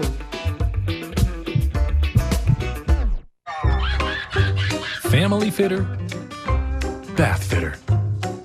Style fitter, bath fitter. You fitter, Bathfitter. We install beautiful tubs that fit perfectly over your old one with no mess or demo. Get the bath you want in a day with quality that lasts a lifetime. It just fits. Bathfitter. Bathfitter is hiring installers. We're a growing company with a strong culture and great benefits. Find out where you fit at joinbathfitter.com. After switching to the farmer's dog, we noticed so many improvements in Remy's health. His allergies were going away, and he just had amazing energy. It looks like nutritious food, and it is. I'm investing in my dog's health and happiness. Get started at longlivedogs.com. In the middle of this Russian invasion of Ukraine, President Biden delivers his first State of the Union address. Clearly, it has to be weighing on his mind as he speaks to Congress and the nation tonight. Joining us now, CNN senior political analyst John Avlon, author of the new book, Lincoln and the Fight for Peace, even more relevant with peace and democracy hanging in the balance right now in Europe. John, President Biden has to give a speech tonight, which isn't the one he expected to give a month ago. That's exactly right. And these speeches are worked on for months. But rarely have you had a State of the Union with the sense of real-time high drama, of an international crisis that is unfolding, the U.S. and the U.S. president marshaling a coalition to defend democracy. And this has, of course, been one of Biden's core themes for years, democracy versus autocracy. But this is a proving ground. And in a time when he's faced a lot of headwinds from popularity, a lot of criticisms, despite progress against the pandemic and the economy, you know, he's gotten credit even from people like former Secretary of State Condoleezza Rice for his leadership in helping bolster this broad coalition. So it's a moment of high drama tonight. This is not your typical State of the Union. If freedom is at stake, which it is in Ukraine, and we see it from Vladimir Zelensky addressing the European Parliament, freedom is at stake there, and President Biden no doubt will address that tonight. You've written speeches before. Yeah. How do you go from freedom as at stake in the world to I've got money to pay for bridges in the infrastructure bill? How do you, and I don't mean to be glib here, how do you thread that line? Do you bother touting achievements and talking about domestic agenda, or do you stick to the big subject at hand? You do, but you do it in the back half, and here's how you do it. Part of defending democracy abroad is showing it can work at home. And, you know, my fellow Americans, my fellow members of Congress, we need to show that we can deliver, and here's what we've done, and here's what we need to do. Because you need to, look, he can take all the credit in the world, and there will be a little bit, and there should be, about the progress that's made, 6 million new jobs, you know, low unemployment, but people are feeling the pain of inflation, the pain of gas prices, which could go up as a result of this conflict. So he's going to have to show empathy for that, and then a plan to address it, not just feelings of empathy. So the audience, not just Congress, not just the American people, but really, truly the world. So what does he say to the people in Ukraine, and what does he say to Vladimir Putin? He says to the people of Ukraine, you are not alone. It adds even more urgency to this idea of democracies standing together. These international multilateral organizations, which he's believed in for his entire career. This is the proving ground. And ironically, Putin has reminded people of their relevance, of their urgency. He has solidified the resolve. And American leadership matters. And to Putin, he needs to stand up and simply say, we refuse to live in a world where might makes right. And we will stand up to bullies. We will stand up for democracy. And there's a line there because he's not going to risk getting in a hot war. But this is a really dramatic moment to highlight the basic difference of his vision and his presidency, certainly with his predecessor. But he's going to have to pivot to domestic issues as well because he can't ignore those. Vladimir Putin, NATO unifier. Can he also be, U.S. partisan unifier? John Avlon, thank you very much. Thank you. Let's get to some breaking news now. We are getting word that the Russian military is warning of strikes against facilities in Kyiv, which, of course, is the fear that many are experiencing as they're watching this Russian convoy outside of Kyiv. It's 40 miles long.